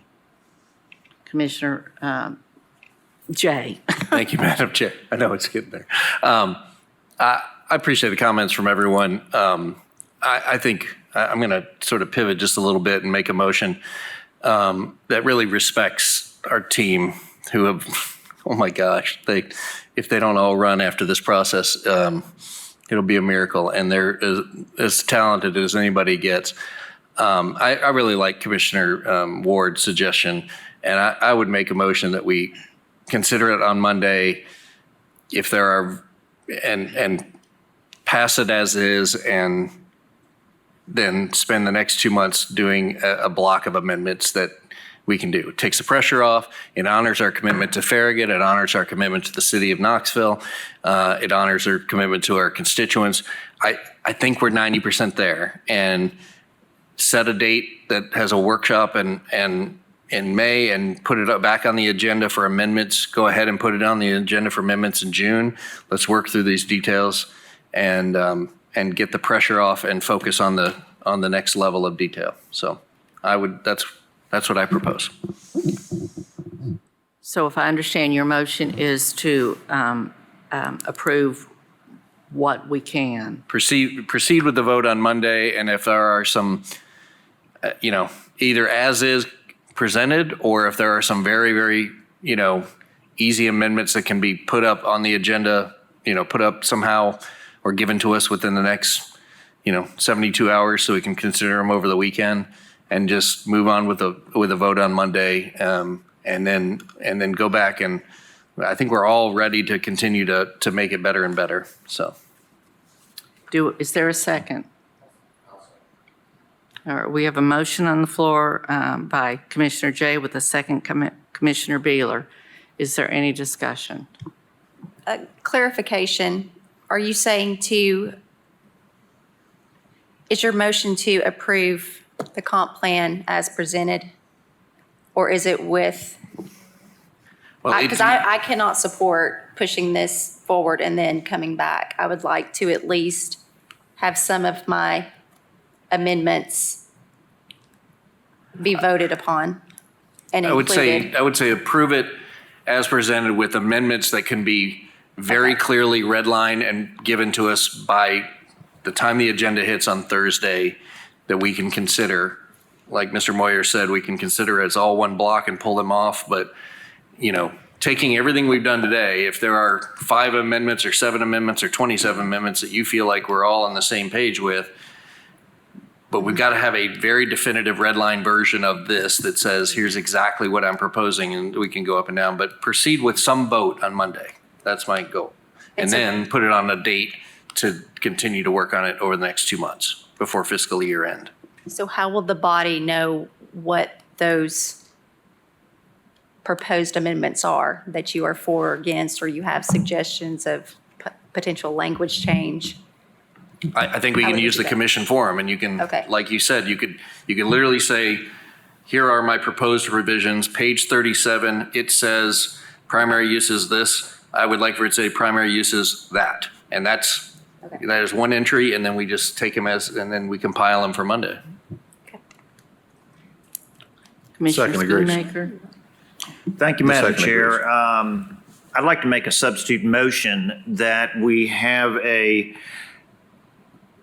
work session for Friday, May the 10th at 2 o'clock to work out any final details, and then follow up the final week on Monday, May 15th, to hold a special called meeting to vote on the comprehensive plan. And then that way we get, we honor our commitment to City Council and the town of Farragut. So it'd be the day after Knox Planning, if they need to approve some changes that Commissioner Frazier outlined.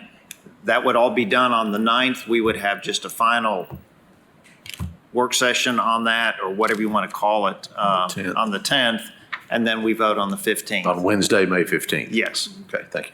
And if we can't go on to an impasse on the 15th, we have to roll it to June. Does staff have an opinion on that? Because I'm willing to take all of the posted suggestions and revisions and put it into one document and work with the law department on what of those could be on consent, and then what needed additional discussion. But I'm looking to the leadership team about having another workshop and pushing the date. I think for us that we would like to see the comprehensive plan and the growth policy plan passed together to meet our I don't want to say, I guess it was a promise to the other legislative bodies. But also, I've been sitting here. You requested that they use your edits as a starting point. I request that you use the plan that we put in front of you as a starting point and then look at the amendments that Commissioner Frazier has proposed. We would like to have a vote next Monday.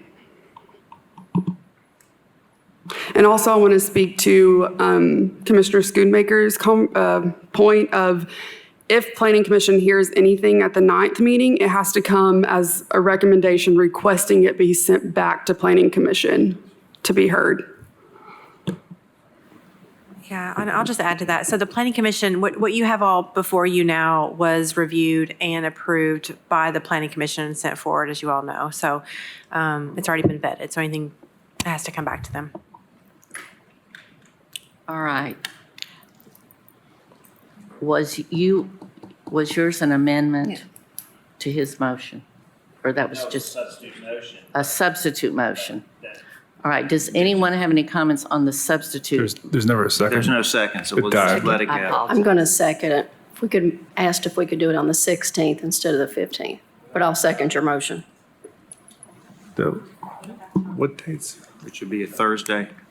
Wait, I think Hold- Amy hold Brooks on. just said we don't have time. Yeah. Hold on, yeah. That may probably, I'll withdraw my substitute motion. All right. Thank you. Does anyone have any more comments on the proposed motion made by Commissioner Jay? Commissioner Durrett? Thank you, Madam Chair. Commissioner Jay, will you repeat? It is to. I'm trying to remember what I said. Let me see if I've got it. We're gonna vote next week on as much as we can. And Yes, then. we are going to vote on, the motion is to go ahead and get to a vote next Monday, and having all amendments posted to our public forum by end of day Wednesday. Okay. That way, when the agenda comes out, we all have between Wednesday and Monday to digest every suggestion. And then we just take them one at a time or take them as a group. It doesn't matter to me, but we vote on Monday. Okay, but there was a second part to yours that we would come back to it. No, if- I'm done. I've amended my motion. Okay, We're voting, I was gonna my motion say- is to vote on Monday, put all your amendments on the table by end of day Wednesday. okay, good, because my question was, if we do in fact approve whatever plan with whatever amendments, if we can't just come back the following month with more amendments because amendments are quarterly. That's fine. We can do it in Suspend that. August. So I'm just. That would be in the next quarter. If we do in fact adopt the plan, amendments are listed as quarterly. So we couldn't make amendments again for another quarter. Yeah, we could do them in August before this body convened its legislative year. Yes. Right. Do it in So- July. It's the beginning of the next quarter. Yeah. All right, I would like to make a substitute motion. Okay. I'm trying to remember what my motion was. Okay, I got it. The motion on the floor right now is to vote on Monday with whatever we can agree on, and then revisit at a later date amendments to add to the document. Is that correct? All right. I would like to make a substitute motion that we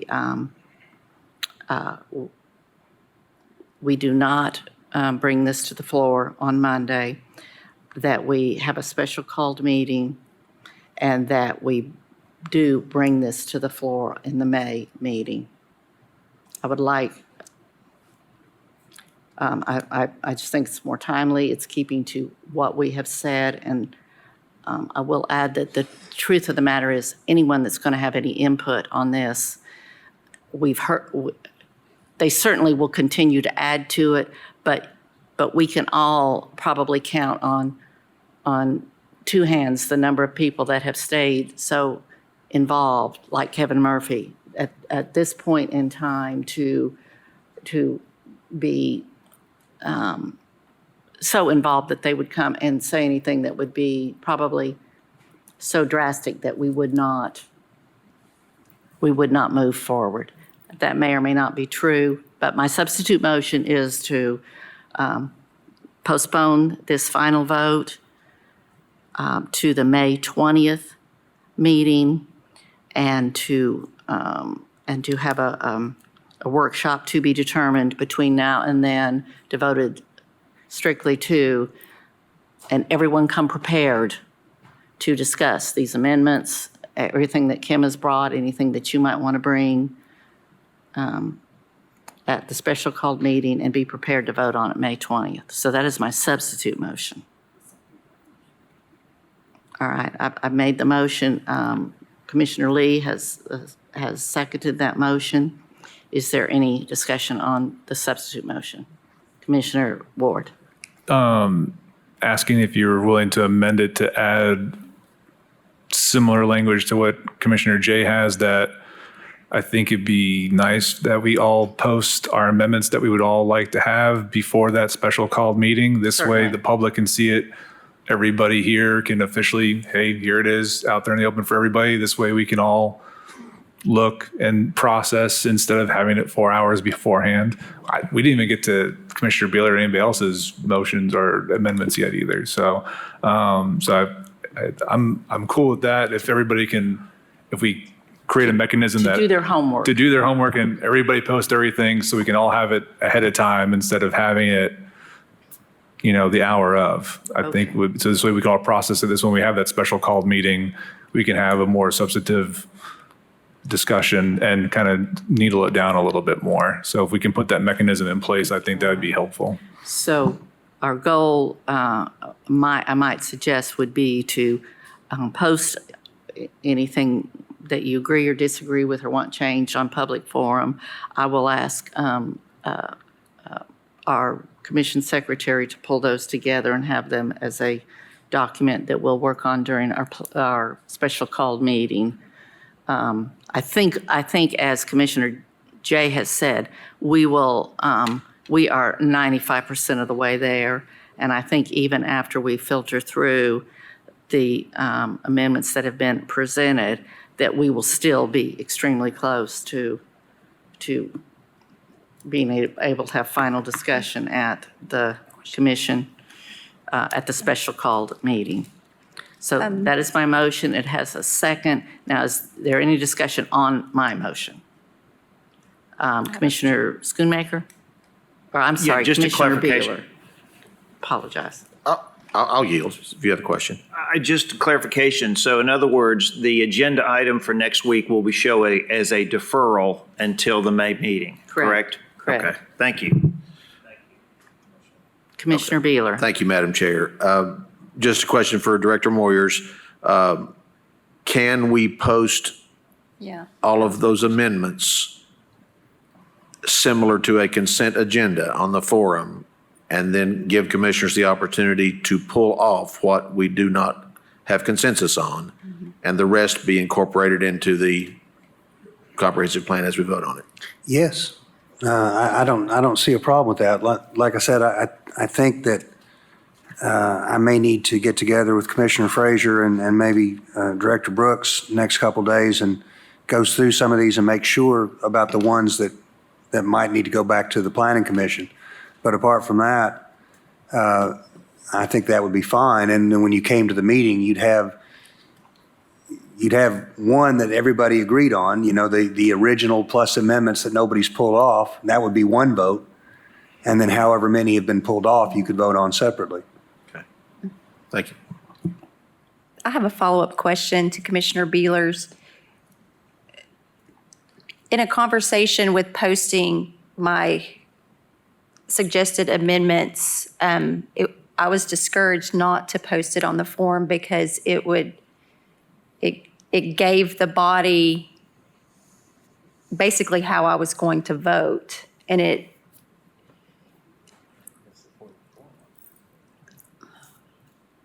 We could post in the did form I of misunderstand that? And I know there was a I- conversation with IT yeah. because the platform wouldn't support it, and Yeah, I couldn't do certain things because of sunshine, and No, I was discouraged from doing that. I can't speak to the IT issues, but the whole point of the forum is it's a way that you can discuss matters in a way that's transparent, so the public can see it, because we're under the permanent injunction against speaking outside of commission meetings or in a way that violates the Public Meetings Act. But the whole point of the forum is to allow you to discuss things in a way that the public can see.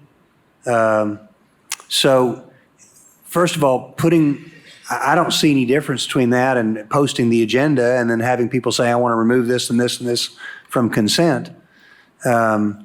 If you put out on the forum your list of requested amendments, and other commissioners are allowed to go in and say, I would like this one removed from, we'll call it consent, even though it's not really that, then we'll know going in which ones are controversial and which ones are not.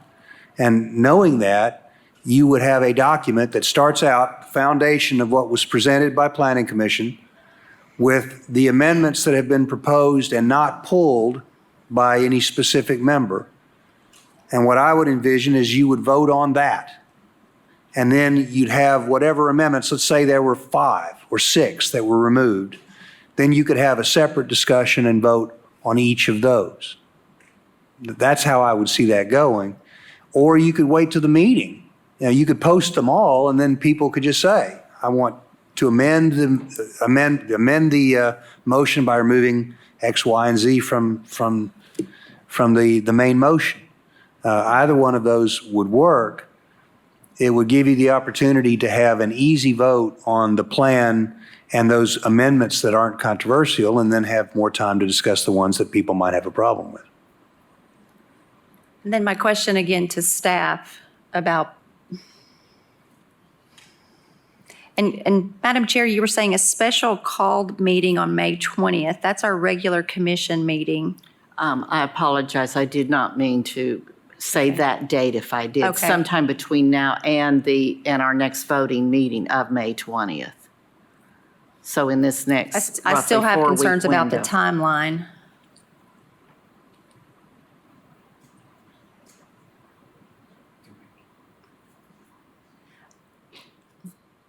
Are there any concerns about the timeline of doing that? I believe we do have concerns with the timeline. Yeah.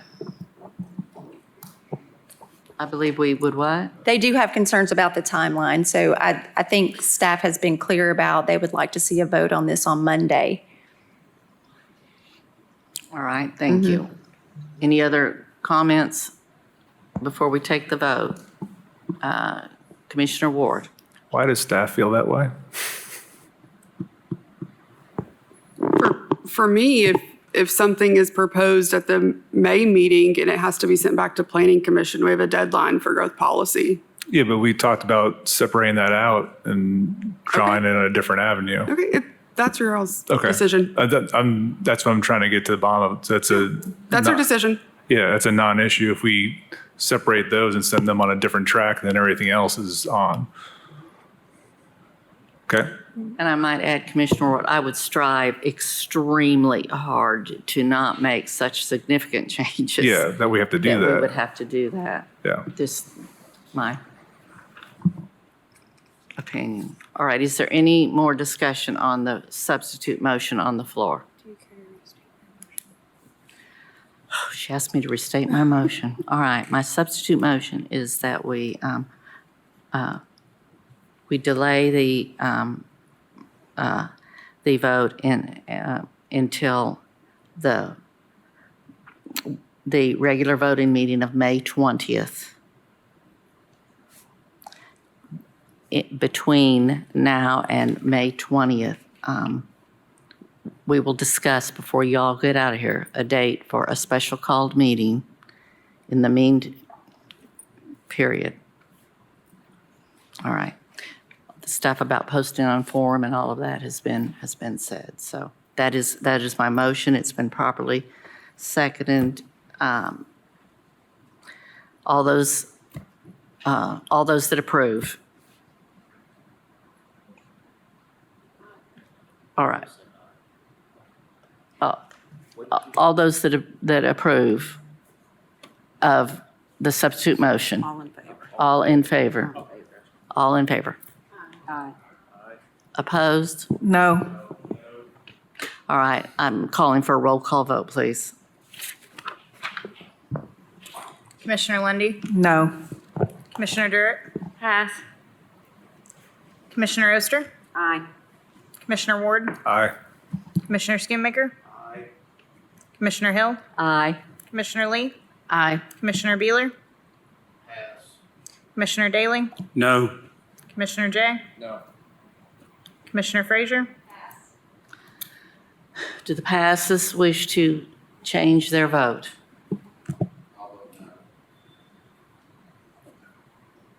Commissioner Lundy? No, it was me.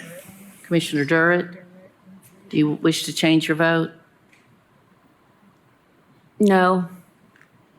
Change to no. And Commissioner Frazier?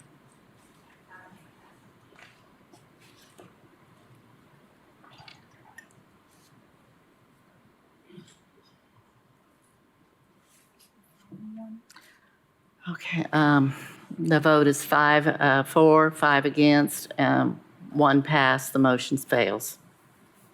All right, we are back to the original motion made by Commissioner Jay, that we, I believe this is correct, that we vote on what has been,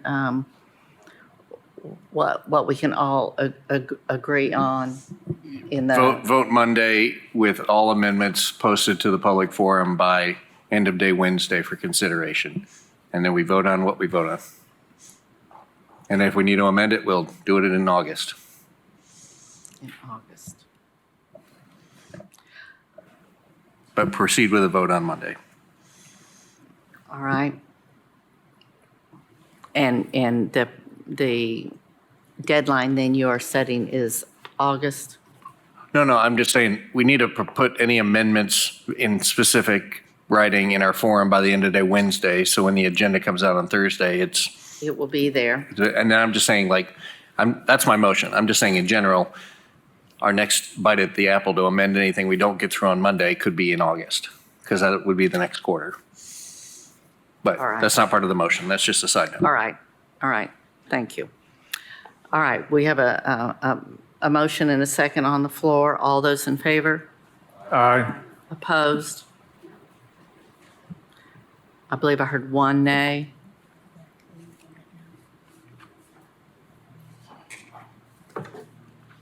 I'm a no also. All right, that motion passes.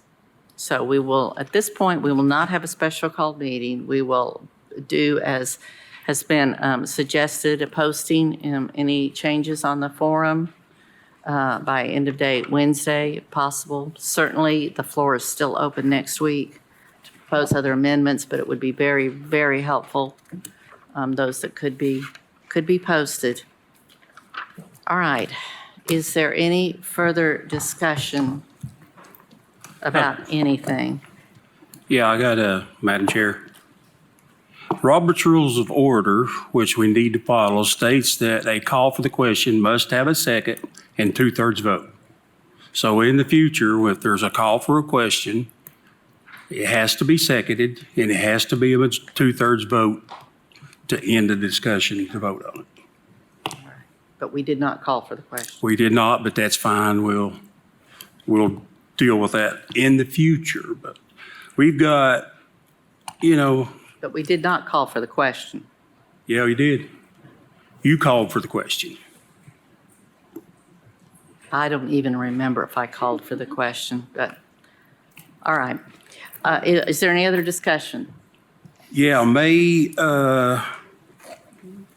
put in your calendars, May, oh, come on, Carson. May 14th is Farm Day out at Chilhowie Park.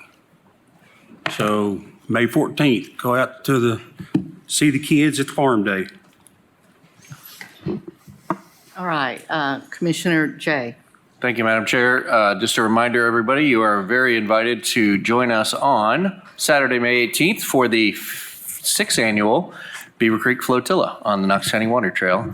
Come and float with us or put some boats in, either one. Commissioner Frazier. Just a point of personal privilege. Today is my oldest 20th birthday, so I just wanted to say happy birthday, Jackson. All right. All right, we are adjourned.